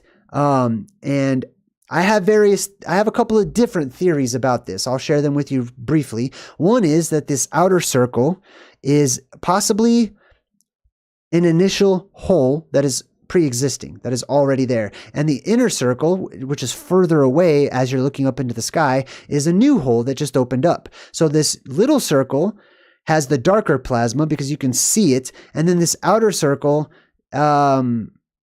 is lighter. But then my second theory that I like a bit more is that this outer circle is actually a dome in our sky, attached to the sky at the top, and that it's possibly responsible for the creation of the moon and some other things. And that is what explodes. And then this would act like a lamp in the sky, so it would glow red, but then you would actually see the real plasma behind it, which would be a more solid, darker red color, or like a magenta color. Anyways, my point for showing you this is that the lyrics on the song said Eczema was a planet that once lit Mars. This planet, or this circle in the sky, is seen as being Mars. And this one is seen as being Venus. And it's like Venus is lighting up Mars. It could be vice versa. I can't remember right now. But it looks like to us, some people interpret this cosmic event as planets because that's what we're taught, right? And we believe whatever we're taught, that the planets are all, merging and stuff like that. All right. Anyways, he says, I got the voices of many in my throat. Exactly like that UFO that just sucked everybody up, and it's swallowing them in the movie, and they're all screaming and yelling and stuff. And that's exactly what this song talks about. It's exactly what the song says. I'm the Obeya man. Not obey, like do what I say. He says, I'm the Obeya man. What does Obeya mean? Let's check this out. It's a pretty interesting word. Obeya, a form of folk magic, medicine, or witchcraft. Originating in Africa and practiced in parts of the Caribbean or the Caribbean. A magic or a witch doctor, a spell, right? Interesting. You know that I, Obeya, can raise the dead. So what this entire song that's being played in the movie that is also solidifying all of the symbolism that we're being given about the end of our world, right? The song is talking about it. The song is talking about this planet-like thing that opens up in the sky that has voices inside of it and stuff, which is also talked about in the Bible when the voice of God sounds like many rushing waters and stuff. And it can raise the dead. The dead raise during this event, okay? I haven't even touched on that in this movie, but this is your zombie apocalypse little nod in this movie right here, because the dead will raise. Rigging 50 sky dancers to dead people's car batteries, one of the characters says. 50 is the number for one of the, in Lil. Man, I'm so sorry. My mind's kind of flustered right now. My own mind is blown by much of this stuff that I'm sharing with you. All right, so this one-eyed motorcycle guy comes in, and he says the whole valley comes up as blurry on Google Maps. Now, it turns out this guy works for TMZ, the TV show or whatever, and he actually wants to get a picture of the UFO too. So now there's this fight for who can get the first picture of the UFO. But this guy doesn't have any idea that it's not actually a craft, right? And he says this whole valley comes up as blurry on Google Maps, which is exactly what happens on Google Maps, okay? Especially at the North Pole. They don't show you any land up there. They don't show you anything. They don't show you water. They don't show you anything, right? It's just all a blue blur, basically. So she says it's TMZ. Now, the TMZ guy takes off, going to go try to head towards the UFO or whatever, and he's flying at top speed. Now, they say pop quiz, guys, and this is pop quiz for you in the chat, or you watching in the future people. Pop quiz. What happens when an electric bike going 60 miles an hour hits an anti-electric field going the opposite direction? Now, symbolically, what they're saying, and they're asking you to actually consider and think about, right, is an anti-electric field is magnetic. Our world has a magnetic barrier around it, that keeps out all of the plasma in the plasma sphere so that it doesn't dock with our world or with your brain, is that it doesn't ground itself, right? They're asking you what happens whenever that plasma around our world slams into that invisible barrier that is a huge magnet around our world. Then they show you what happens. And the rider goes flying off of his motorcycle. He falls down, etc., which is exactly like Cabin in the Woods when you have Thor, or the guy who would play Thor, right? Who jumps on his motorcycle and he tries to leave the Cabin in the Woods area and he smashes into an electric barrier or an electromagnetic barrier. There's the Het, the double Het, the 88, as we've talked about in the past too. And the bike is green, North Pole, boom. And then he smashes into it, right? He smashes right into the dome. All right, so the camera guy is trying to work on the camera, and they actually zoom into the camera, and this part right here says, take up. That's interesting. And then they zoom into another part of the camera, and over there it says, feed. Can you see that? Let me zoom in for you just a bit. Feed and take up inside of this camera. I thought that was interesting and related. All right, so the UFO, flying saucer / Fantazoids / Eye of God, etc., is chasing OJ and trying to suck him up. This guy is just losing his mind because he loves it. He's out to find the impossible shot. That's his whole deal in the movie. And he totally does the one eye symbolism, looking up into the sky once again as he's trying to film the apocalypse, basically. The UFO hovers over OJ, but a penitent man shall pass, as they say in Indiana Jones. He bows his head, right? In the presence. He doesn't look. He averts his eyes. And guess what? The eye in the sky pays him no mind. And it literally, actually is an eye up in the sky. And he says, oh God. People usually say, oh God, or oh Jesus or something in movies.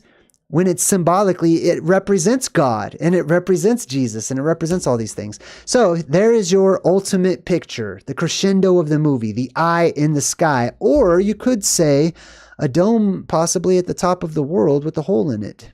I'm not sure, but definitely an opening up in the sky. All right, so then the flying saucer thing flies down right at him. It starts to chase him. There's also a movie called Cowboys versus Aliens too, all right? Because like I talked about in many of my past videos, back in the Wild West days, back in the Renaissance times, the further back in time we go, the more monsters and aliens there were all over the place, right? All right, so he's got his little pennant thing that's dragging it behind him, and it looks like he attached a kite to it. So it actually gets pulled up into the sky, and this does not want to eat it. So it actually veers around it like a big eye, just averting its own eye, actually. And it goes around OJ. And this guy says the light, and he starts saying weird stuff. It's almost like he's plasma possessed. He says the light, it's going to be magic soon. Like that's got nothing to do with what's happening or anything. It's like he's tuned in to what I'm talking about. It's like a meta moment. You know what I mean? The light, our light, it's going to be magic soon. The sky is going to turn red. The light's all going to change. The color spectrum in our world is going to change, and it's going to be magic. You'll see magic once again. So he jumps up on top of this mountain. He starts trying to record the UFO or whatever it is, and it sees him, and he's staring at it. Remember, he wants its attention, so he looks at the deadlights. This thing hovers above him, comes down, and he starts to gasp. This is not him screaming because he's happy. It's not him screaming because he's excited or he's scared or he's in pain. He's gasping because he cannot breathe. See how he says gasp? And he's like, ah. What's happening is his breath is being taken away. He's in a vortex. It's being sucked out of him, right?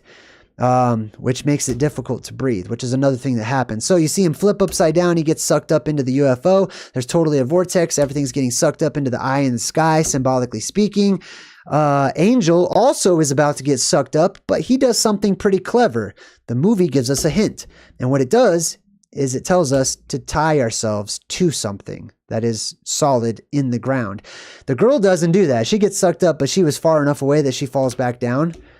Right? So she falls down over here, off to the side, boom. It's sucking everything up. I just took a bunch of pictures because I thought it was cool. Now, Angel, he starts tying barbed wire around his waist because the barbed wire is, attached to the ground and the fences and stuff, but it pulls him up regardless. And as you can see, if I zoom in here, The barbed wire fence almost makes like a ladder, like a type of Jacob's ladder that goes up into the hole in the sky. I thought that was cool symbolism as well. Now she keeps saying, don't look, don't look, don't look. They're talking to you. This is pretty important that they keep repeating it that often. Don't look at it, right? Now, as behind her, you can see it's actually morphing. Okay, this is that UFO, but it starts to take on this sort of toroidal appearance, right? And it starts to change. This gets really interesting. Now, poof, it morphs and it changes into this giant ripped up parachute looking jellyfish Fantazoid creature, right? And it starts to chase after OJ, all the while pulling dust up into the air wherever it goes, which is also why in like Scorpion King and the Mummy and stuff, you have these huge dust storms during events that symbolize an influx of electromagnetic power. Anyways, all right, moving forward. So the huge parachute jellyfish Fantazoid creature comes right up on OJ. His sister looks back, and what he's doing is he's trying to distract it so that she can get away. He's sacrificing himself, right? I just wanted to take a lot of pictures of this because I realize many people have not seen this movie. It's very expensive to buy.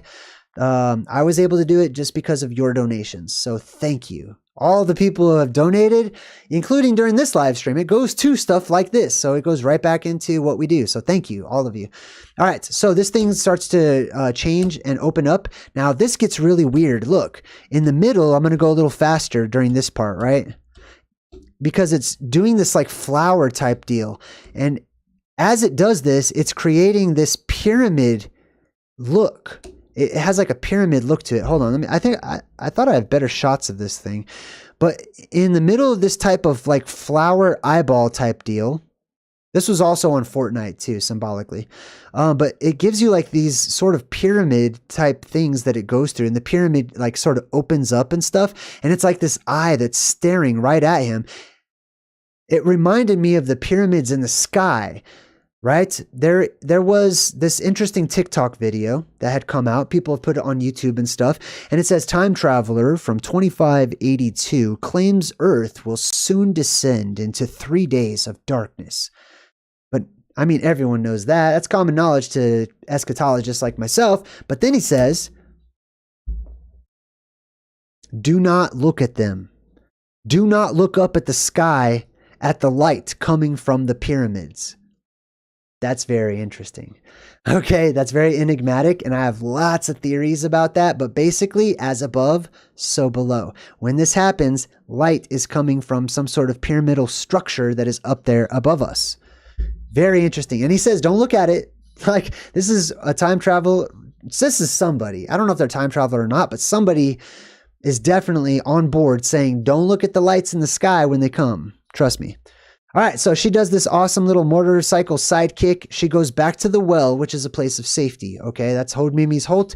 Adam and Eve ultimately will end up there, as will, you know, any quintessential survivor types in religions and mythologies and stuff like that. So she goes back to the well. Excuse me. And let's see. Oh, that's what it looks like. When it's in full monster mode, this thing unfolds itself and it looks like my logo. Basically, it looks like a Fantazoid jellyfish, a sky jelly. I love it. It's beautiful and it's awesome. I think it looks just amazing. It looks so cool. And can you imagine seeing something like this in the sky? Man, people, what would they think? How would that be interpreted? Hey, Martin Moore, good to see you. Welcome. All right. So in order to save everybody, what this girl does, it's actually super easy, barely an inconvenience. I hope that dude watches my channel. I love that guy's stuff. Anyways, you'd think it would be hard to kill this thing. Well, it's not. It's super easy. So she just actually cuts the balloon, and the balloon, which is this dude holding up the V or the Vav, right? Or the peace sign. He floats up into the air, and the Fantazoid sky jelly sees it and wants to go attack it or eat it because apparently it's easily tricked. However, symbolically, that's a giant. That is a titan. Okay, symbolically speaking, to us, it's just a balloon or whatever. But if this is all symbolism that represents a hidden history or an occulted history or a forgotten history of our world, or as I call it, ancient oblivion, this represents a standoff between types. Okay, the physical type of Titan, which is a human, which will get bigger and bigger and bigger as gigantism is reintroduced into our world. And then you have the Fantazoid types of Titans, or the giant creatures, basically. This gets you into like Godzilla type stuff. Anyways, it's a standoff between the old archetypes. So this thing starts doing its deadly eye flashy deal when the flower comes out, and the pyramid in the middle is pointing right at this thing. And then it eats it, basically. That's inside of it. And it blows up. It pops inside of this thing. So it pops, it explodes. I guess it's dead.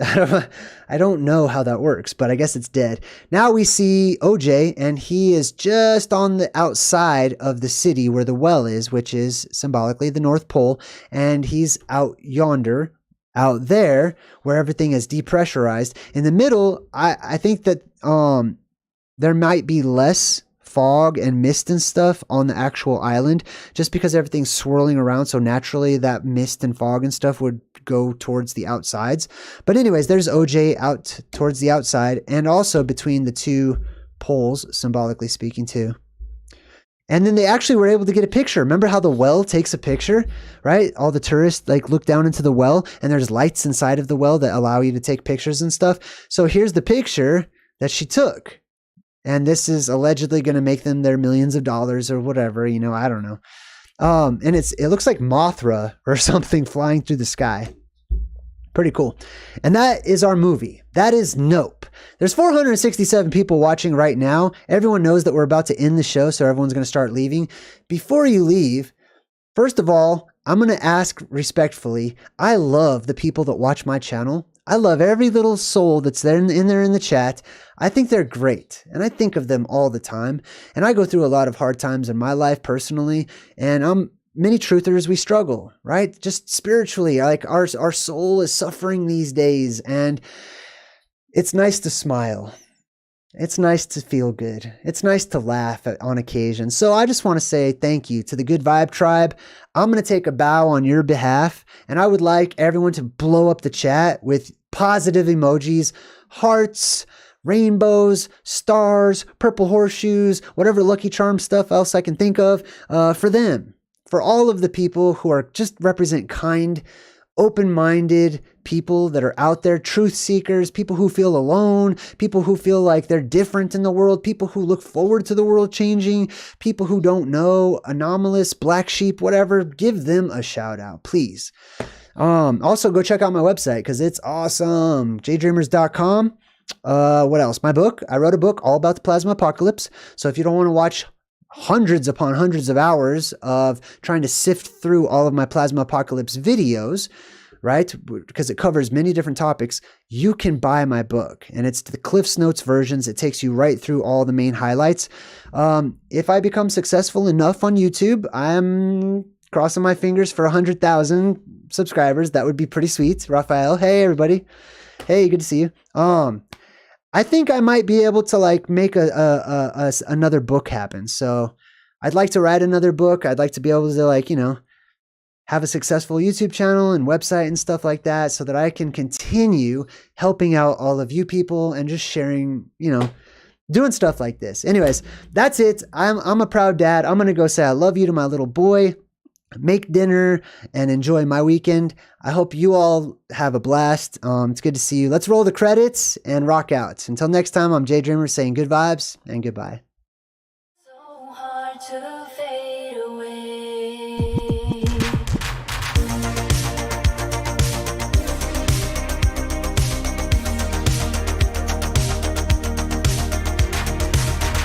I try so hard to fade away, but something's forcing me to stay. It'd be easier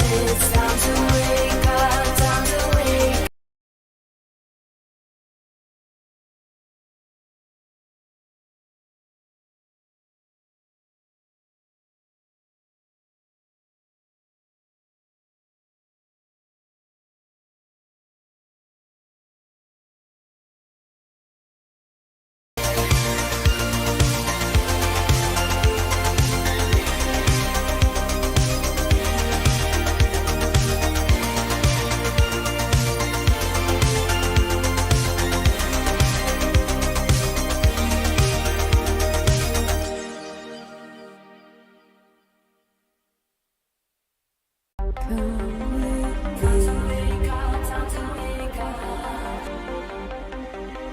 are you in this vast multiverse?